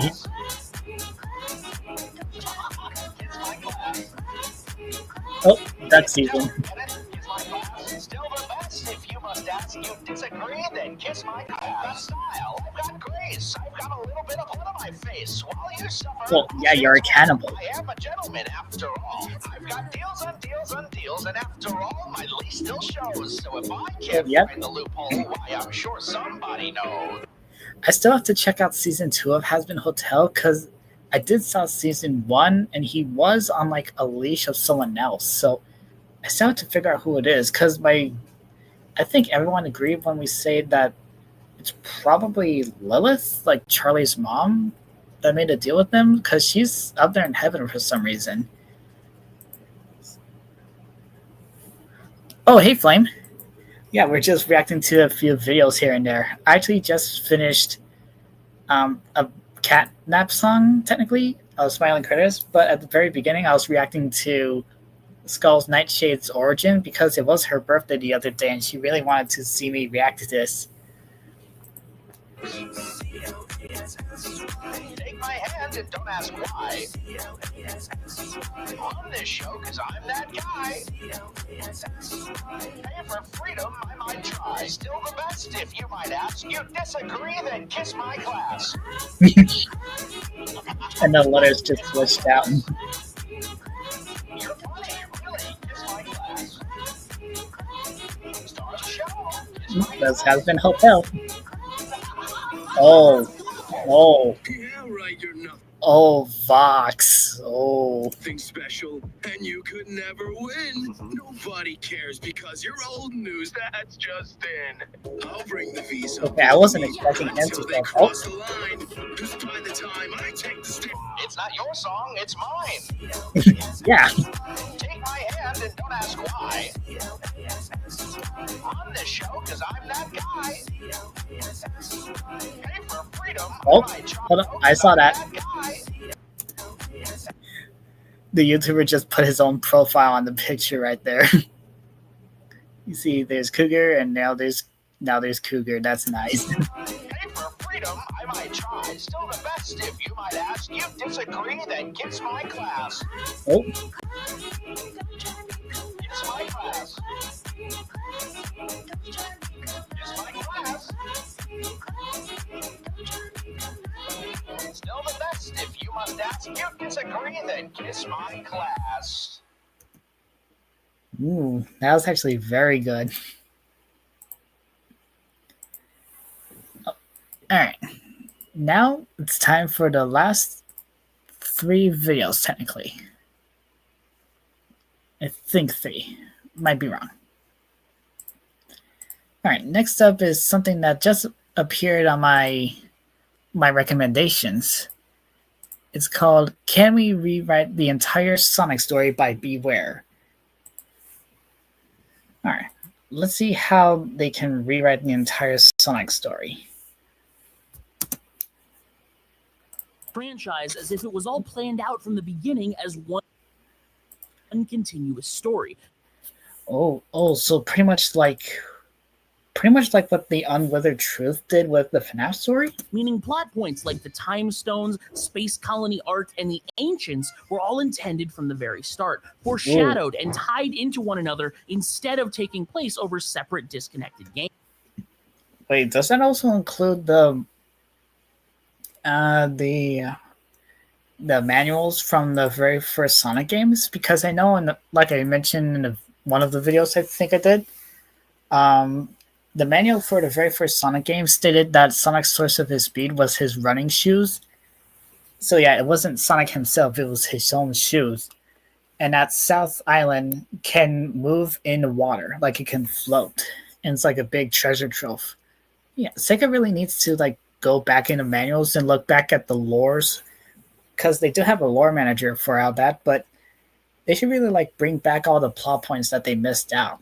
Aims. What would that story look like? How would it be different from the story we've gotten over the last 30 years? You're about to find out. Today I'll be laying out the groundwork for this new alternate history of the world of Sonic. My goal is to keep every major character and plot point, but a lot of them will be moved around and edited to make it feel more like a single cohesive narrative. Okay, so that kind of makes sense because people did say that Sonic had like a lot of personality changes. Sorry, I was drinking water, but yeah, they did say like Sonic had like a lot of different personalities throughout the entire game series.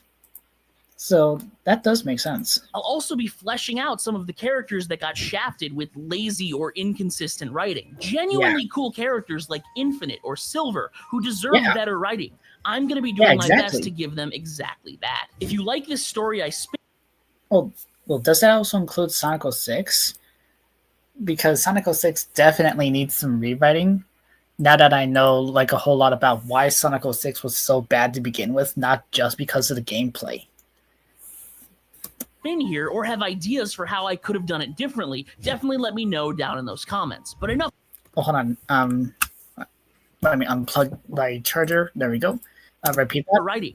I'm going to be doing my best to give them exactly that. If you like this story I spin here or have ideas for how I could have done it differently, definitely let me know down in those comments. But enough intro. It's time to begin the...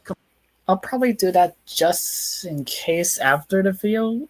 Like, just in case if you did miss some plot points. Complete story of Sonic the Hedgehog. Alright then. Hold on. Oh yeah, they did Family Super Forms. How to save Silver. But yeah, I'll be letting him know in the comments just in case. Oh, wait, hold on. Did I just say that? Part 2 is in the works. Oh, so this is part 1. Okay. Alright, look. And of course, an ad had to appear right as I click play. Okay, there we go. Alright, what's your take on the Sonic timeline then? Somewhere out over the ocean, a gigantic steel ship pumping smog into the skies lands on the sandy shores of a large island. Inside is Dr. Ivo Robotnik. Perfect. Exactly where you should be. Have we really arrived, Doctor? It's not another fluke? Yes, Orbot. Grandfather's notes were the key to all of it, just like the Gaia manuscripts describe. I managed to triangulate the spatial distortions that pulled this landmass through the sea. South Island has evaded humanity for centuries, but my unrivaled genius has finally led me here. So he is taking notes from the manuals? Hold on, let me re-listen to that. And also, I really like what they're doing here, like with all the dialogues and the art style. Ivo Robotnik. Like, he looks like it's like classic Eggman mixed with modern Eggman, but still kept it classic to show like an evolution of him. Oh, perfect.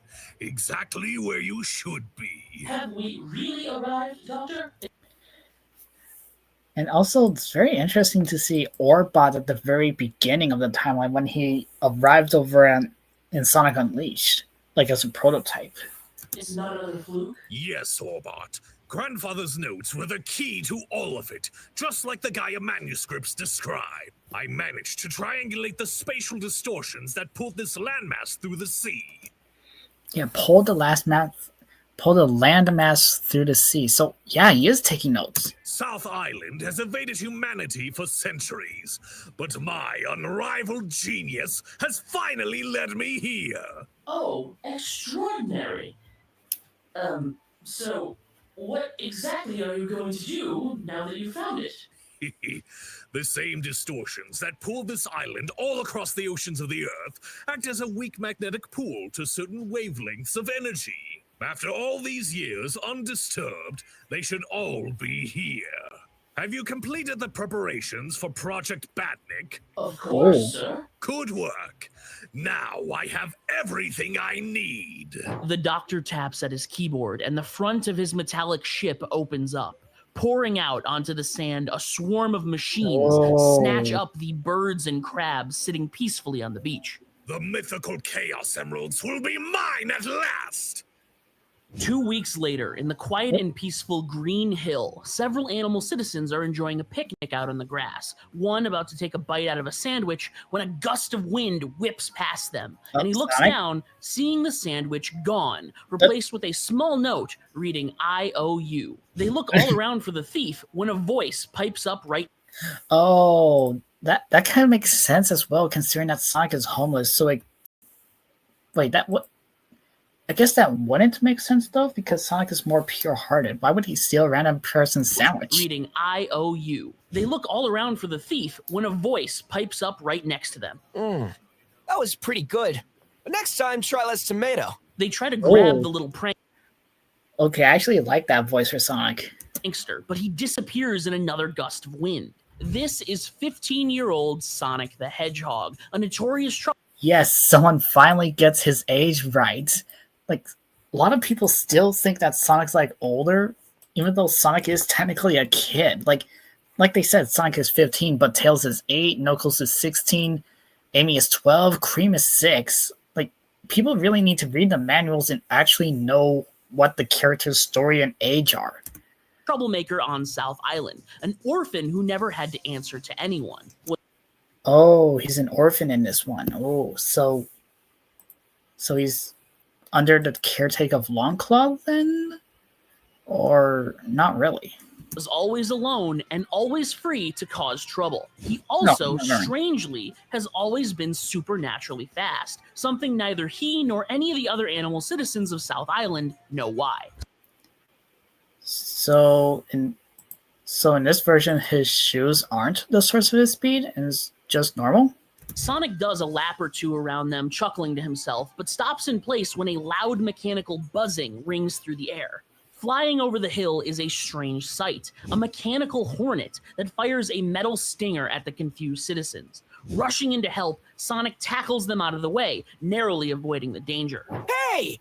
What's it, Buzzbrain? Taking a second to make sure the people are safe, Sonic then rushes up towards the machine, dodging left and right as it fires more stingers at him, and he leaps at it, smashing it to pieces. As he does, a tiny flicky falls out of it, which he notices at the last second. He catches the tiny bird, who slowly wakes up in his hand and gives him a thankful nod before fluttering off. Whoa. Huh.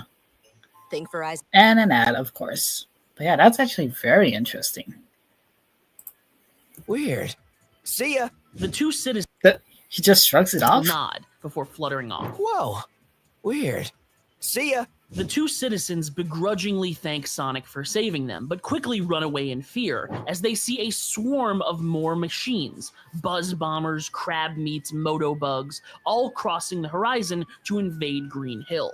Sonic turns to run in the other direction too, but only makes it a few steps. What if all these weird metal things got little buddies inside?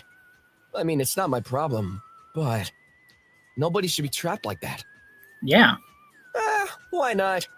Maybe running circles around more of these bots could be fun. He makes up his mind, turns back towards the horizon, and races off into danger. Sonic runs all through Green Hill Zone, destroying as many of the machines as he can, finding a little animal friend trapped inside every single one.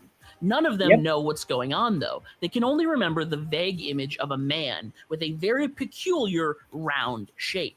So Sonic tries to find this strange round man, but instead he stumbles onto someone else big and round. As Sonic speeds by a river, he backtracks to see Big the cat. What's Big the cat doing here? Who's calmly fishing while killer robots buzz by all around him. Yo, Big! What are you doing here, dude? Don't you know there's a whole robot invasion going on? Hey there, Sonic. There's a real sparkly fish here at this spot in the river. I've just been trying to catch it.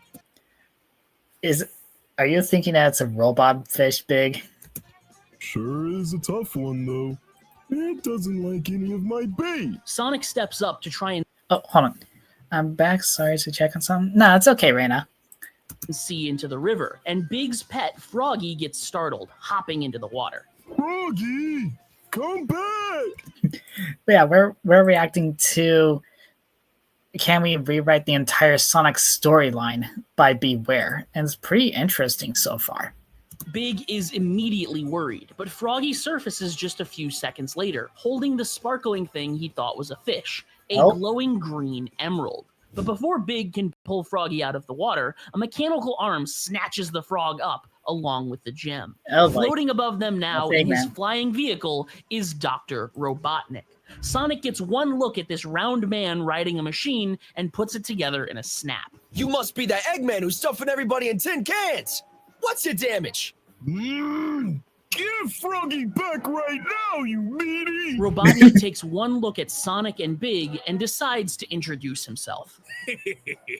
I am the esteemed Dr. Robotnik, and these tin cans are marvels of my engineering prowess. My badniks will help me collect all the artifacts that litter this backwater island, so I can finally be free from the dregs of humanity. So what? That shiny rock is the reason you're keeping everybody down? I'll have you know, little rat, these shiny rocks possess an unparalleled... Yeah, don't care! Sonic interrupts and leaps into the air, trying to grab the emerald. He was like, don't you know, I'm not a rat, I'm a hedgehog. Rolled out of the doctor's hands. Barely reacting in time, Robotnik plugs the emerald into his machine, and its power activates a shield that Sonic bounces off of. The doctor is very surprised, his eyes wide. My, you're fast for a little rat, aren't you? I told you, I'm not a rat, I'm a hedgehog. Get it Listen, right, Eggman, Robotnik. I'm not a rat. And I'm not just fast. He curls into a ball and launches into a spin dash. It smacks into Robotnik's vehicle, the glass shield cracking from the impact. As soon as he hits the ground, he takes off in a blur, whipping all around the machine, jumping to attack it from all angles, smacking into it over and over again, the glass cracking more and more. Inside, Robotnik nearly drops both Froggy and the emerald. Impossible! Nothing is that fast! Whipping around one last time, Big catches Sonic and throws him with all his might. With their combined strength, Sonic smashes through the glass and lands in front of Robotnik right up in his face. I'm Sonic! Sonic the Hedgehog! Don't you forget it! I don't forget anything. Pressing a button, Robotnik is launched out of the vehicle, and the emerald pulses with a bright glow, activating a loud, rapid beeping. A self-destruct. Sonic acts fast, tossing Froggy down to Big, then reaching for the emerald. His finger grazes it right as the machine explodes. But the moment Sonic's finger touches the emerald, time seems to freeze around him. And then suddenly, his mind is flooded with visions. He sees the earth beneath his feet crack apart, the whole planet split into pieces, enormous tidal waves destroying city blocks, a blazing fire spreading across the entire planet, and 7 glowing lights streaking across the night sky like falling stars. Oh, so Sonic 06 might actually be involved in his story. And also, he's just seeing visions of all the gods of chaos and destructions. Ooh. That's cool. And in a snap, the visions end. Sonic is floating in a strange glowing void. Around him, there are odd, amorphous shapes, like bricks and roads, but almost like they would appear in a dream. There's not really gravity here, but just a constant spinning. Huh? This place is wigged out. Sonic tries to get his bearings, but the only thing he can focus on is in the distance, a single glowing green sparkle. Carefully finding his footing on some of the shifting objects, he makes his way towards the green in the distance, leaping and spinning through this weird shifting place. Finally, he makes it, and he can see this green glow is the gem, the emerald that Robotnik had been trying to steal. Wait, I'm not sure if that makes any sense though, because on South Island, Sonic grabs the emerald only for him to be teleported to the special zone only to get the Chaos Emerald again? Did the emerald take me here? And show me all those trippy visions? And another ad. I don't know, maybe it's like maybe it's something spiritual with the emerald to like teleport him there or something, I'm not sure. We'll wait for it to do. And there's another ad. Seriously, why did they keep popping up? Get me back. Okay, there we go. Worth a shot. Picking up speed, he launches into the air and nabs the emerald. He feels it pulse in his hand, and after a moment floating there, he tries to think of home, of South Island. In a flash, he lands back on the grass of Green Hill, but now under the glow of the moon. Cool. Oh. Looks like I was gone a while, though. Well, if Robotnik wants these emeralds, then I know exactly what I'm not letting him do. Over the next few days, Sonic travels all over South Island. He blazes through the old Echidna ruins overflowing with magma, the abandoned temple filling with water, and across several new mechanized cityscapes that have completely replaced the sprawling fields, swamps, and canyons that he's familiar with. Robotnik had made plenty of progress, not only turning the animals of South Island into machines, but the land itself. This irks Sonic more than he'd like to admit. He was never exactly some kind of righteous hero or anything, but this Robotnik was just making everything so ugly and confined. He made it a point to smash as many of the badniks as he could. That does fit as well, because the Sonic story back in the 90s was always about technology versus nature. Often finding several of them guarding these glimmering gemstones. Oddly enough, they were all different colors. One red, one white, one yellow. Maybe they weren't emeralds after all? Eventually, in his search deep within one of the mechanized cities, Sonic hears something. No! Leave me alone! Tails? Zipping through the metal jungle, Sonic spots the source of this shouting. A group of large badniks are hot on the trail of one little guy, an orange fox that seems to be flying away from them. Sonic races up to them, running backwards next to the fox just for a moment. Hey there. Need some help, little dude? The fox can barely eke out a reply before Sonic jumps into action, smashing the badniks apart one after another, setting all of the animals inside free. As he knocks the last one into pieces, he kicks the scrap away and holds out his hand to help the fox to his feet. There you go. You hurt, bud? The fox just stares up at him in awe for a moment before regaining his composure. He's just a little guy. Look at the little guy. He tries to speak, but has to clear his throat after his first failed attempt. He finally gets it right. I'm all right, thanks to you. That was outstanding. My name is Miles Prower. I'm 11 years old, and I'm from West Side Island. Wait, 11? I guess that's part of his rewrite, but in the original manuals, Tails was 4, and then he turns 8 in the modern era. Maybe it's the Sad AM logic, because in Sad AM, Tails is 10. I don't know. Could you I'm not judging. please tell me your name? The name's Sonic. Don't mention it. What's a kid your age doing so far from home? You got some family I can drop you off with? Miles gets very quiet for a moment. Oh. I don't have any family, Mr. Sonic. I left my home because, well, my peers weren't very fond of me. Because of I was born with a genetic abnormality. That was the source of rather intensive bullying. I promise, I'm not dangerous. But I understand if you'd rather not interact with me because of my second tail. Huh? How'd you get here? You build a boat or something? No. I know it makes me a freak, but if I concentrate, I can rotate my additional tail to generate lift and— I knew I wasn't seeing things earlier! You can totally fly! That's awesome, Tails! And you flew all the way here like that? Oh, yes. When South Island passed by about a week ago, it came fairly close. I managed to close the distance in only 96 seconds. But I can't stay in the air much longer than that. Can I see? What? I've never seen a fox fly before. It sounds super cool. Can you show me? Yeah, of course. This is actually a pretty cool interaction with Sonic and Tails, honestly. His face lighting up, the fox spins his twin tails around and starts to hover up off the ground. And I also kind of like how Tails was like literally smart talking as he was explaining his own origin. That's very fitting, actually. Sonic dashes around him to see from other angles, then starts to cheer him on, pushing him to go higher, spin his tails faster. By the time Miles comes back down, he's beaming as Sonic heaps on the compliments. Thanks for the demo, Tails. It was nice to meet you, but I gotta run. Catch you later. Huh? Mr. Sonic, wait! Wherever you're going, can I accompany you? If you're combating these robots, I might be able to help.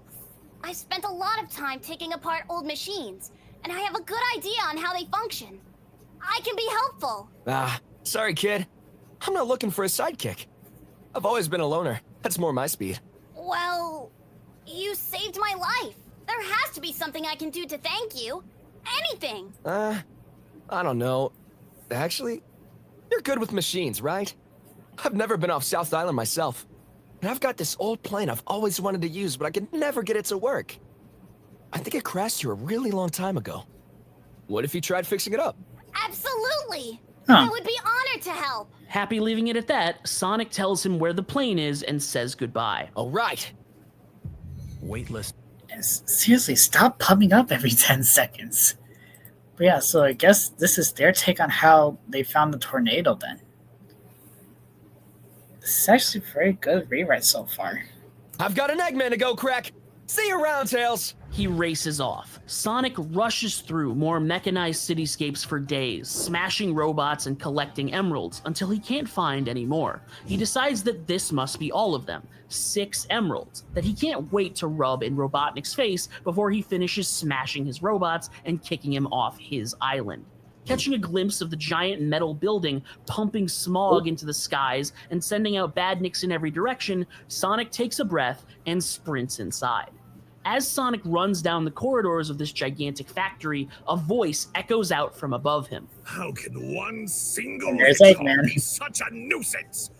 Have you any idea the scales of my plan here, you little rodent? Just then, a giant metal cylinder comes crashing down in Sonic's path. He just barely dodges out of the way and is knocked to the ground. Robotnik appears in a control room nearby, behind a plate of thick glass. As Sonic tries to rush him, more pumping pistons fly down from the ceiling, huge metal rods threatening to crush him. Wow, Doc, you really pulled out all the stops.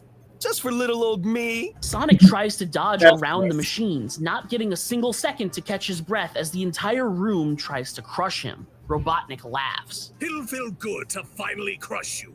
The last thing standing between me and my new home. This piques Sonic's interest, and as he manages to finally smash into one of the pistons, destroying it, he asks Robotnik, What, you're gonna turn our island into your new bachelor pad? Not the island, you small-minded rodent. This world, this whole planet is full of miserable ingrates. I would be able to stand their stupidity if it wasn't so often tied to cruelty. But that's none of your concern. When I finally squash you, I'll use the mythical Chaos Emeralds you so graciously collected for me to construct my lifelong dream. Is this because of what happened to your family, like Gerald and Maria? Because this does make sense. A home amongst the stars. An orbiting space station where I can finally be free from the rest of humanity. Just like the Ark in Grandfather's letter. Hold on. Construct your lifelong dream. A home orbiting space. Oh, just like the Ark. Oh, he's talking about the Death Egg. Okay. I honestly thought he was like, I'm going to a space called the Ark, but couldn't you just done that yourself? But no, he's making a Death Egg. Now I get it now. The stars, an orbiting space station where I can finally be free from the rest of humanity. Just like the Ark in Grandfather's letters. Robotnik is pulled out of his thoughts as Sonic destroys another of the pistons. Nearly all of them are smashed to bits now, and the Doctor is shocked. As Sonic breaks apart the last one, he looks back at Robotnik. So you get to build yourself a home away from everybody else. By destroying all our homes? Don't seem too fair, does it, Eggman? I am not an Eggman, you little blue rat! I am the illustrious Dr. Ivo Robotnik. And my dream is worth more than the discomforts of a backwater island filled with little critters. This pisses Sonic off, and he leaps forward, smashing through the glass and into Robotnik's space again. The Doctor sneers in fear and anger, his chair lifting up out of the ground and taking off flying. Sonic runs along underneath it, jumping up to smack into the vehicle from underneath. Each hit knocking Robotnik about as they race along the metal hallway, the machine creaking and starting to split apart at the seams. Just as Sonic is about to land the final attack, his feet reach open air, and he skids to a stop. Robotnik flies his smoking vehicle out into the open air. No more path left for Sonic to keep chasing him. Robotnik turns around as he flies away, trying to compose himself. This is just a minor setback, Hedgehog. The next time we meet, it'll be your doom. But Sonic isn't perturbed. He decides to use the moment to stick out his tongue and even flash Robotnik the bird. As he flies off into the wow, Sonic. You just flipped Eggman off. Wow. distance away from South Island, Sonic turns around and makes short work of the place, smashing through every machine, computer, and wall he can find, turning the brain of Robotnik's entire operation into a huge pile of scrap. Oh. Okay, stupid commercials. But I get what you did there. Scrap brain. That level was the scrap brain zone. I get it. But yeah, this is very good so far. And it's 2:00 right now. It's 2:05 a.m. right now. So I'm probably gonna skip the other video until tomorrow, because this one's like 43 minutes and it's only 18 minutes in. Tumbling down with a metallic clattering, Sonic stops for a moment to admire his work, then speeds off. That night, Tails is shaken awake as Sonic stands over him in the moonlight, flicking his ear. Mr. Sonic? You made it back! I'm sorry I haven't started on your plane yet. I have to find the right materials. Whoa! Let me stop you right there. First of all, you can drop the mister. Oh, okay. Sonic. Better. Now, I did just like I said and cracked that egghead wide open. The thing was, he was blabbing the whole time about building a big metal crash pad up and out of space where he could be all alone. And I got to thinking, maybe we could fix the tornado together after all. The tornado? The plane, dummy. What do you say, Tails? Oh, yes. I think that sounds excellent. And from that point on, the two became inseparable.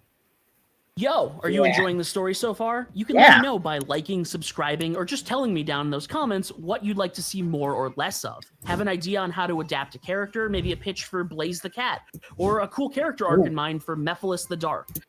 Oh, actually, I do have an idea in mind, because I mentioned this in another video too, because like, if the Chaos Emeralds are like connected to the Master Emerald, because like the Master Emerald can control the Chaos Emeralds, then wouldn't that make the same for the Soul Emeralds? Like the Soul Emeralds has to have a Master Emerald. Like that would make more sense for Blaze's story, but also maybe for Mephiles as well, because Chaos was sealed inside the Master Emerald along with Tikal. So maybe Mephiles or Solaris or Iblis or whatever could be in the Master Emerald of the Soul Dimension. Maybe that could work. I'll probably type it down in the comments just in case later on. Tell me down below. Maybe I'll even adapt it in a future video. And while you're here, consider joining my channel membership, where you can see videos like these weeks in advance. All right, enough yapping. Back to the story. Yeah. A few months pass, and South... Hold on. All right, enough yapping. Back to the story. This is a very cool image. Oh, wait. There's the Death Egg, Green Hill, Metal. It's very cool.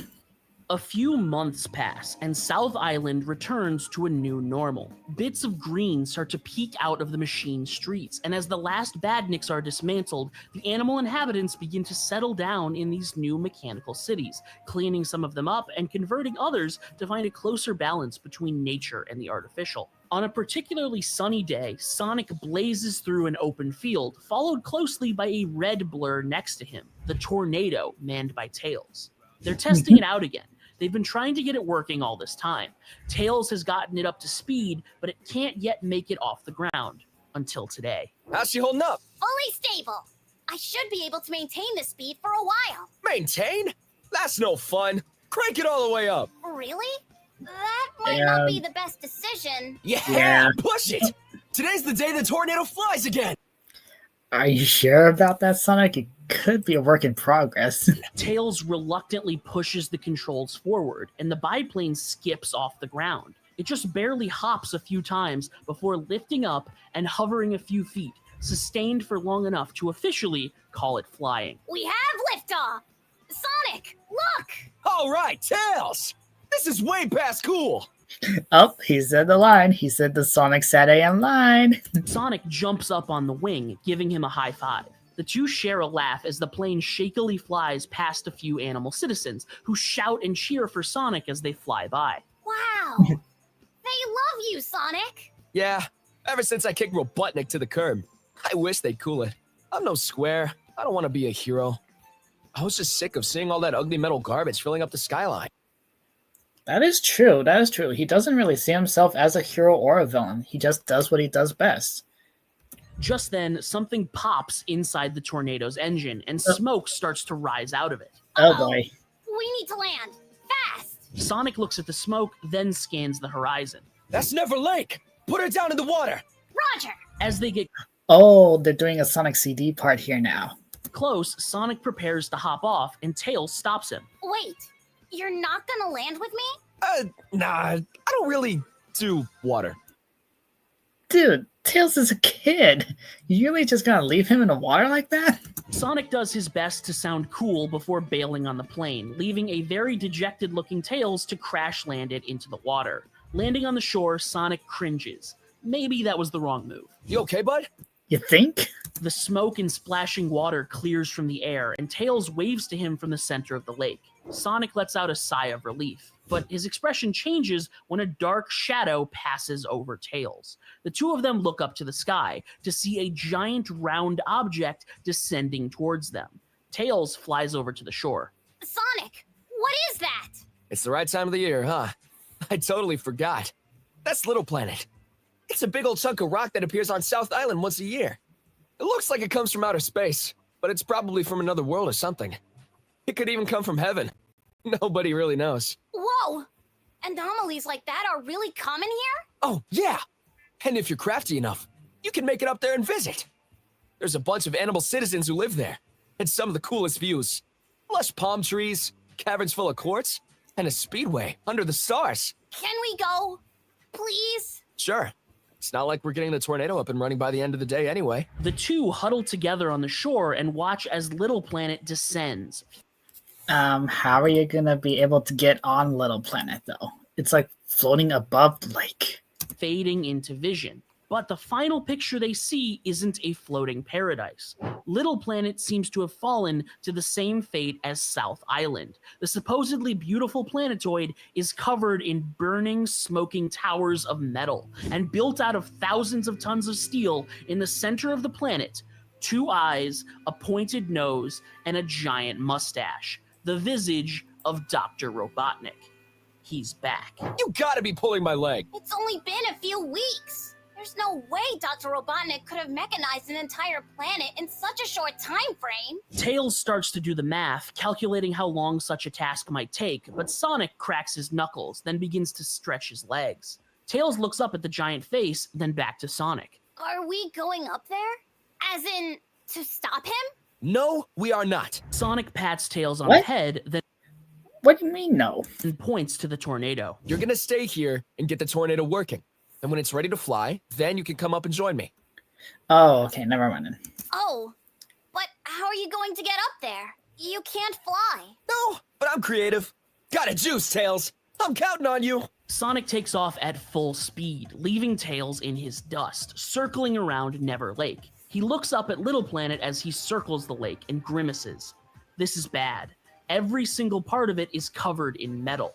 Unlike South Island, there's probably not anything left to save. Well, only one way to find out. Finishing his jog, Sonic approaches an enormous rocky mountain on the far end of the lake, and not missing a beat, runs straight up the side of it, completely vertical. He pumps his legs as hard as they'll go, climbing higher and higher into the air. As he approaches the top, instead of slowing down, he guns it and launches off the mountain like a ramp. Launched into the air, he blasts towards Little Planet and crosses his fingers he didn't undershoot it. It would be very bad if he accidentally landed in the middle of the lake. Luckily, just as he starts to fall back to the ground below, he gets caught in the gravity of Little Planet and sucked upward. That's right. There's nothing I can't do. Whoa. Hey, wait a sec. He starts to celebrate mid-air, but quickly changes his tune when he realizes he's about to crash into Little Planet now. He manages to spin into a ball and hit the ground rolling, blasting off to investigate this fresh new hellscape. As Sonic runs around this metal city full of badniks, he smashes each one to bits, but they just don't stop swarming him. Man, can you believe I almost wasn't invited to this party? You may not have been invited, There but he you were is. very much expected, Hedgehog. Robotnik's voice booms from overhead. He's prepared himself for Sonic this time and pulls out a glowing golden gem, but Sonic is unimpressed. What, another emerald? Did you not learn your lesson last time? The emeralds are an impressive power source, yes, but these stones allow me to be a bit more creative. Robotnik smirks and plugs the gem into his vehicle. And Yep, that's the time stone. behind Sonic, a tear in space opens up, a portal. Through the other side, the metal city is replaced with clear blue skies and tall palm trees. Sonic looks through it and then back to Robotnik. Real cool, Doc. But if you wanted me in there, I think you missed. But the doctor just grins, as out from behind him, a steely blue blur blasts down to attack. Yeah, it's metal. Sonic doesn't have time to react, as a metal claw wraps around his throat, and he's staring down the glowing red eyes of a robotic duplicate of himself. Let me introduce you to my finest creation yet, Metal Sonic. Now the big question comes in here for this rewrite. Is Metal Sonic actually a robotic duplicate in this rewrite? Or is he actually Sonic from the bad future but roboticized like the Sega Scourge Sonic theory said? Either way, it's going to be very cool. Sonic barely hears him as he's thrown through the portal. He manages to kick off Metal just before he gets pierced by a claw, and the two land here on a grassy field. All around them, portals are opening up, and badniks are pouring through, starting to bulldoze the landscape and cover it with a familiar metal. Sonic is confused. Track stats while you watch live. Stop popping up, please. It's Little Planet? But I thought... He's interrupted again as Metal launches at him one more time, and the two clash in the air. They both throw a flurry of kicks, bouncing off one another as they soar around the landscape, casually I think he's also going to do the line. smashing badniks apart as they fly past. Wow! You really are a metal me! I'm not sure if I should be flattered or creeped out. But just as Sonic starts to get cocky, Metal catches him with a kick to the face, and he's sent careening into the dirt. As he tries to get up, he sees Metal hold out a stone like the one Robotnik had, and a portal opens, which he disappears into. Yeah, you better run, punk! Ugh. Sonic takes a breather for a moment before getting up to look around. He quickly confirms this is definitely Little Planet, the Little Planet he remembers, but he doesn't see South Island anywhere down below. Did that rotten egg send me to the past? For real? Just as he pieces it together, a scream in the distance interrupts his thoughts. Someone is in danger. There's no way Tails is here, right? Better check it out. Sonic takes off towards the scream, smashing every badnik he passes by on the way until he spots the source. Metal Sonic. He's soaring across the landscape, holding a screaming pink hedgehog under his arm. She's struggling with all her might to try to break out, but the robot ignores her, speeding towards an open portal. Sonic decides it's time for a rematch and dashes forward, quickly catching up to Metal. Hey, Chrome Dome! I don't think the lady's interested! With a spinning kick, Sonic knocks Metal into a tailspin, and he grabs the girl out of the air. He tries to set her down, but she lets out a shriek and clings to him tightly. Whoa, come on! He can barely argue as Metal swings back at the two of them, and he ducks out of the way. Oh, Igniting his rockets, Metal starts an assault on the two, lunging with his pointed metal fingers, Sonic bobbing and weaving as he tries to keep himself and this girl from getting shish kebabbed. As he takes another swing, Metal retrieves a glowing stone from his storage and opens up a time portal, which he tries to kick Sonic through. The hedgehog keeps dodging and starts to break out into a sweat, but an idea pops into his head. Hey, Metal Me! Keep your eye on the birdie! And Sonic tosses the girl into the air. Oh, weird. Metal's red eyes lock onto her, just as Sonic uses the distraction to kick the robot in the face, sending him flying through his own portal. Sonic deftly uses one hand to catch the glowing stone the robot dropped, and as the portal closes, he uses his other hand to catch the screaming girl. Huh. Up close, this thing really is different than those emeralds. But the girl, noticing Metal is gone, finally stops screaming. Her eyes glaze over as she looks up at Sonic. You're really him?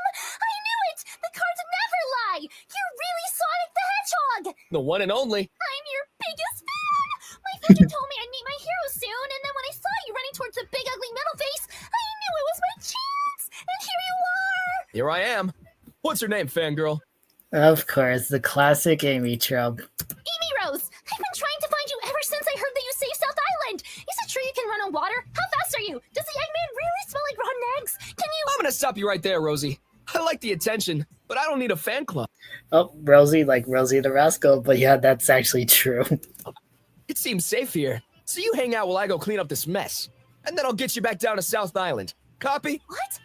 No, take me with you! I'm 13, I can take care of myself! And I want to see you kick that metal phony to pieces! Sonic pauses for a... Oh, so in this rewrite, she's actually 13. Which I guess would kinda make sense. Kinda? Because in the game, she is 12, but she only turns 13 after the events of the murder of Sonic the Hedgehog because it was her birthday. A moment, thinking of a very similar conversation he just had with his fox friend not too long ago. But this girl is different. She doesn't have a pair of propeller tails. Yeah, and also I just realized when it came to their art style, like Tails and Amy have pupil eyes, but Sonic is just completely black. Is it gonna get more color as he collects the emeralds or something like that? Like after he turns super, maybe? I'm not sure. No can do. I don't need a fangirl slowing me down. Be back soon. She tries to protest, but before she can get the words out, she's left talking to a cloud of smoke. That big jerk! He's so cool! Sonic decides to make a repeat of last time, dashing all around Little Planet to smash as many badniks as he can, while collecting the time stones, keeping the portals open, and sending robots here to the past. It takes him a while, but he manages to clean up the majority of the machines. Happy with his work, he speeds back to the grove of palm trees where he left the girl, and just as she's in his line of sight, a portal opens up in front of him, and he stumbles through it. She runs to try to catch him as he falls into a different time. He immediately sees South Island and Never Lake in the sky above him. Whoa! Back to today? He glances all around him, but this isn't the mechanized horror show he'd seen Little Planet turned into anymore. There's one smoking metal city, but the rest of the world has been reverted back to how Sonic remembered it. His actions in the past have affected the present. Huh. This time stuff's pretty rad. Sonic! You are And pretty confusing sometimes. not leaving me again! Rosie rushes through the portal right as it closes, jumping to hug him, but he sidesteps it and catches her by the shoulders. She looks at him, her rage immediately melting into admiration, but Sonic's not paying attention to her. He's looking up above them. Pretty much just like the sprite here. That actually fits. Oh, good. I get to squash 2 troublesome hedgehogs for the price of 1. Robotnik's vehicle floats down into a larger metal contraption, and as it locks into place, this giant machine whirs to life. This robot looks just like the Doctor, a huge egg-shaped machine with spiked hands and rockets along its back. You've caused quite enough trouble for me, Sonic. A meddling mammal such as yourself doesn't understand the power you're playing with. First the Chaos Emeralds, now the Time Stones. I'll suffer this indignity no longer. Rosie, run! Sonic pushes her away as he dashes up towards Robotnik's robot, deftly ducking out of the way as it launches missiles into the air to come raining down onto him. He leaps up and smashes into its head, but the robot catches him and slams him into the ground. It moves to step on him, but he manages to roll out of the way right before it can crush him. Curling into a ball, he spins around rapidly, building up speed before launching off forward, his spin dash connecting with Robotnik again, causing the robot's glass eyes to crack. Give it up, Eggman! You're never gonna build a bot better than the Blue Blur! That is not my name! And it's as I said, you don't understand the power you hold. So I'll enlighten you. A compartment in the center of the robot opens up, revealing another time stone. It begins to crackle and pulse, and Sonic feels his body lifted up off the ground, as one by one, all the time stones he'd collected so far are stolen off of him. They float through the air and each slot into the robot, until all 7 lock into place, and Sonic drops back down to the ground. You may be fast, rat, but nothing is faster than time.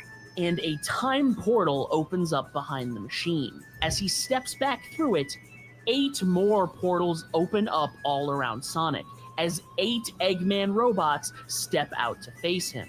Sonic is instantly overwhelmed as they all assault him. One lands a kick that sends him flying towards a swarm of missiles. He barely dodges several of them, only to be swatted out of the air by a robot's claw, hitting the ground right as the missile finally manages to collide with him, exploding and scorching him.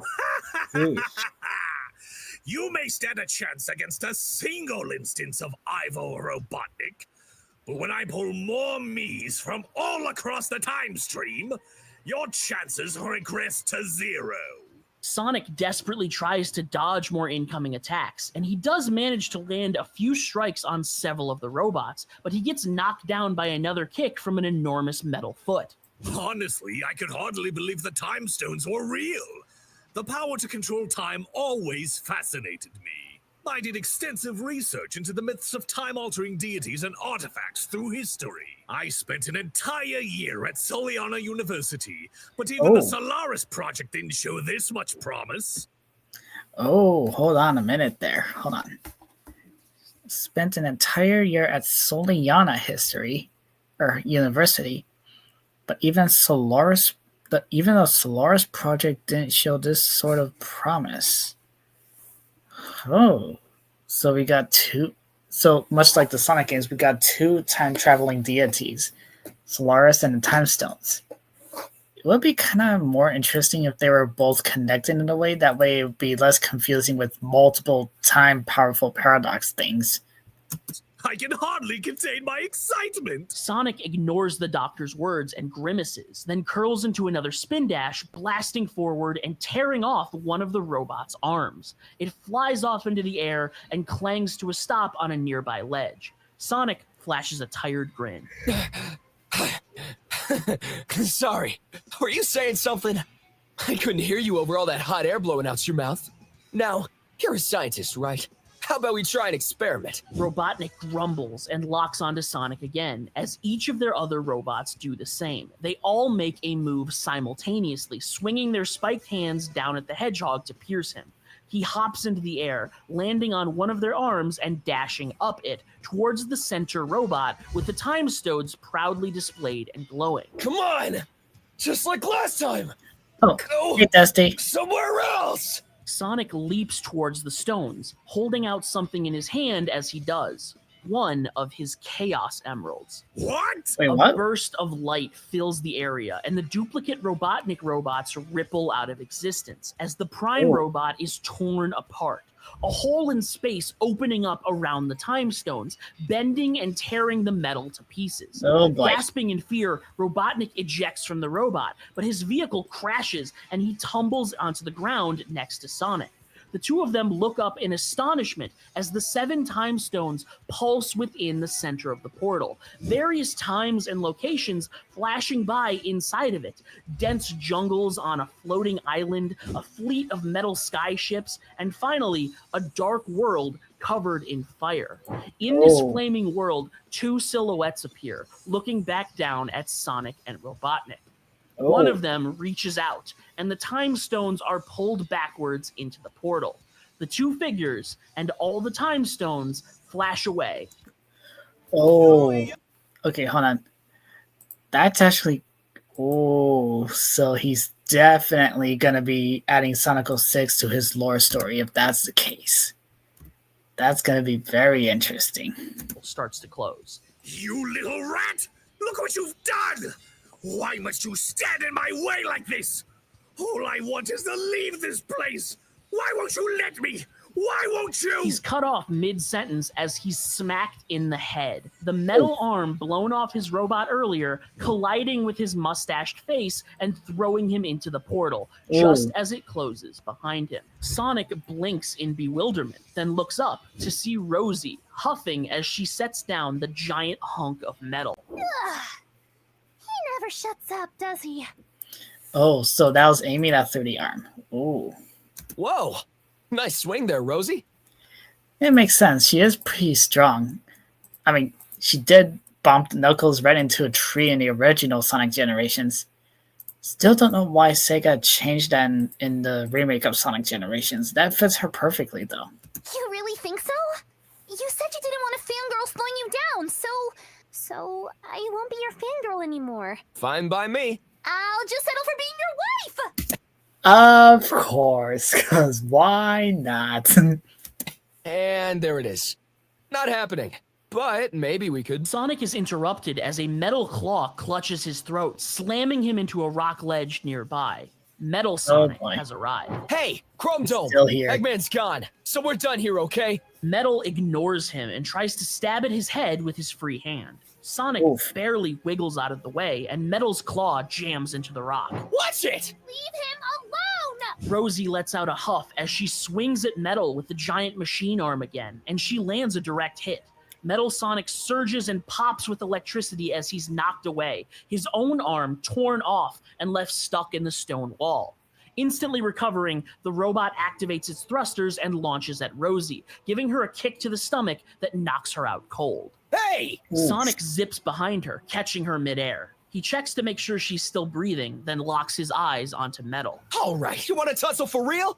Let's do it, Scrap Heap! Sonic sets down Rosie, and the 2 blue blurs explode towards one another. In a storm of swinging limbs, the 2 clash dozens of times in a single second, their colliding strikes kicking up dust all around them. This is wild! You might know everything I'm gonna do. They collide about 100 more times, Sonic deftly blocking each and every kick and stab. But that's not gonna help you, since I know everything you're gonna do! Strange, isn't it? Catching Metal's He's hand, at the Sonic line. twirls him He's at the around, line. tossing him into a boulder. The robot's metallic casing creaks and sparks fly out from the shoulder where his arm was broken off. Strange, isn't it? Metal leaps up again, and as the 2 smack into one another, the planet beneath them begins to shake.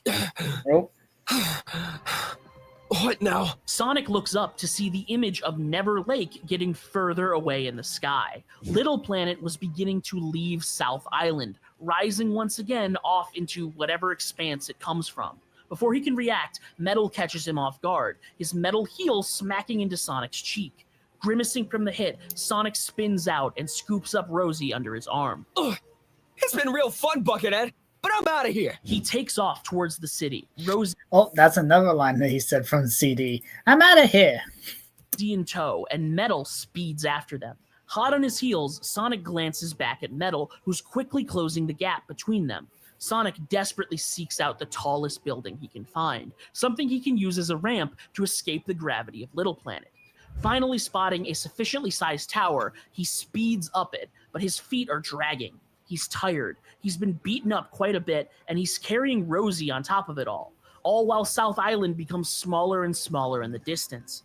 Meanwhile, Metal is missing an arm, and without the weight, he's moving even faster than when they first fought. Come on, Sonic!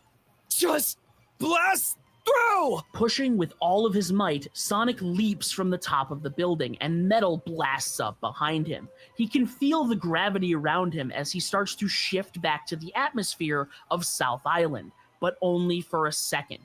Metal's cold hand wraps around his ankle, and Sonic and Rosie are yanked back down towards Little Planet, but only for a second. Sonic, grab on! The whirring motor of the tornado fills Sonic's ears, just as Tails arcs the biplane up to meet him in the air. Grabbing the wing with his free hand, Sonic kicks as hard as he can. I'm auditioning for Amy tomorrow. Wish me luck. Oh, cool. Yeah, wish you luck, Dusty. Dislodging Metal from his leg. He lets out a sigh of relief as he watches his Metal doppelganger stare him down as the two are separated for good. Smell you later, Clanker! Wow, of course he would call him that. Taking a breath, Sonic kneels down on the wing of the tornado, holding Rosie tight. Thanks for the assist, Tails. You totally saved my bacon. Me? You should have seen that fight from the air. You're too cool, Sonic. Thanks, bud. Unfortunately, Way past cool. I have bad news. You drifted pretty far up. I don't have enough fuel to get back to South Island. We're out above the ocean now. Go figure. Oh. Is there somewhere else we can land? Well, it's a little unorthodox. Tails points forward, and Sonic's eyes widen. Yeah, that should work. After a few more minutes of flying, the tornado touches down on the grassy field of an island, floating thousands of feet up in the sky. Still holding Rosie, Sonic hops down off the plane on... Okay, because I was going to say, what happened to Amy, though? And also, where you going to South Island? Tornado touches down on the grassy field of an island, floating thousands of feet up in the... Wait, what? So they're skipping Sonic 2? Oh, that's weird, because it always went from Sonic 1, then CD, then 2, then 3, but they're skipping 2 entirely? Huh. The sky. Interesting. Still holding Rosie, Sonic hops down off the plane onto the ground. So, what happened on Little Planet? Did Robotnik get away again? Not exactly. Rosie here whacked him, and I think he got sent somewhere. Or somewhen. We should probably look into it when we get a chance. That egghead is real trouble. The only trouble here is you. Oh, there's Knuckles. Wait, hold on. That voice sounded familiar. Hold on. Oh, there's a cast. Astro Quality is Sonic. Hyper voice acting is Eggman. I know that guy. I don't know him personally, but I watch his videos a lot. It's very good. Greedy J as Big. Soria Sora as Tails. Oh, and Greedy J as Knuckles. And Floridescent as Amy. I was going to say I don't remember the name of the actor, but I think the voice sounds familiar. Get a chance. That egghead is real trouble. The only trouble here is you. A voice interrupts them both as a red echidna steps out to greet them. And the doctor's plans are none of your concern. Now get off my island before I have to make you. To be continued. Stay frosty. Ooh, that was actually very good.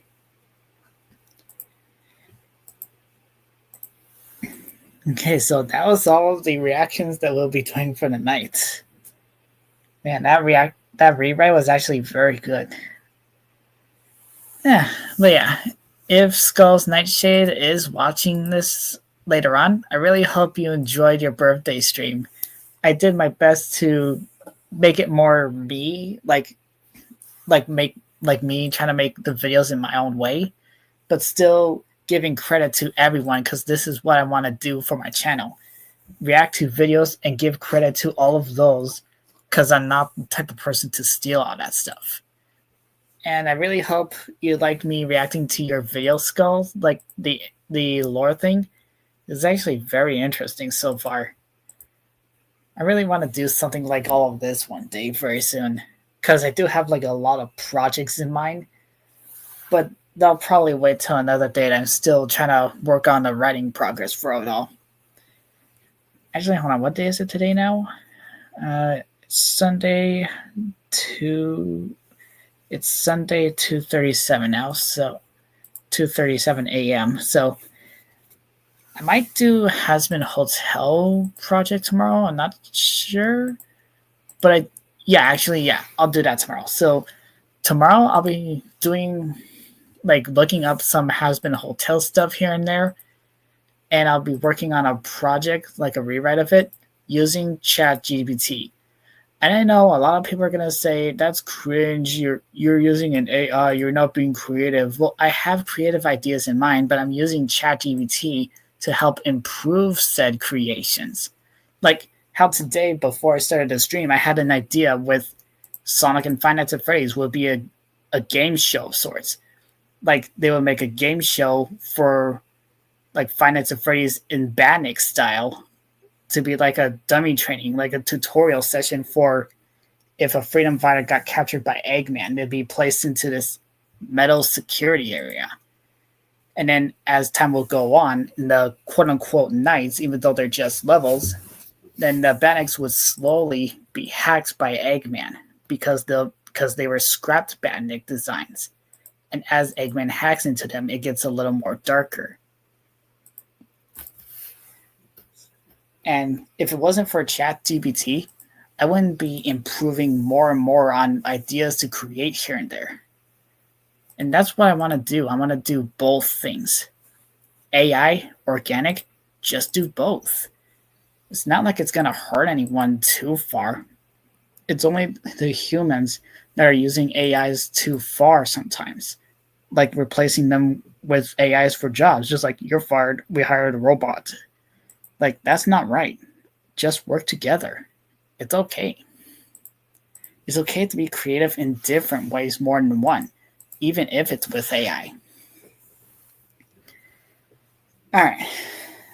But with all that being said, I really hope you had a good happy birthday, Skulls Nightshade. Hope you enjoyed the stream, and I hope everyone enjoyed the stream as well, for those that showed up here and there. Dusty, Reina, Flame, Ghostly,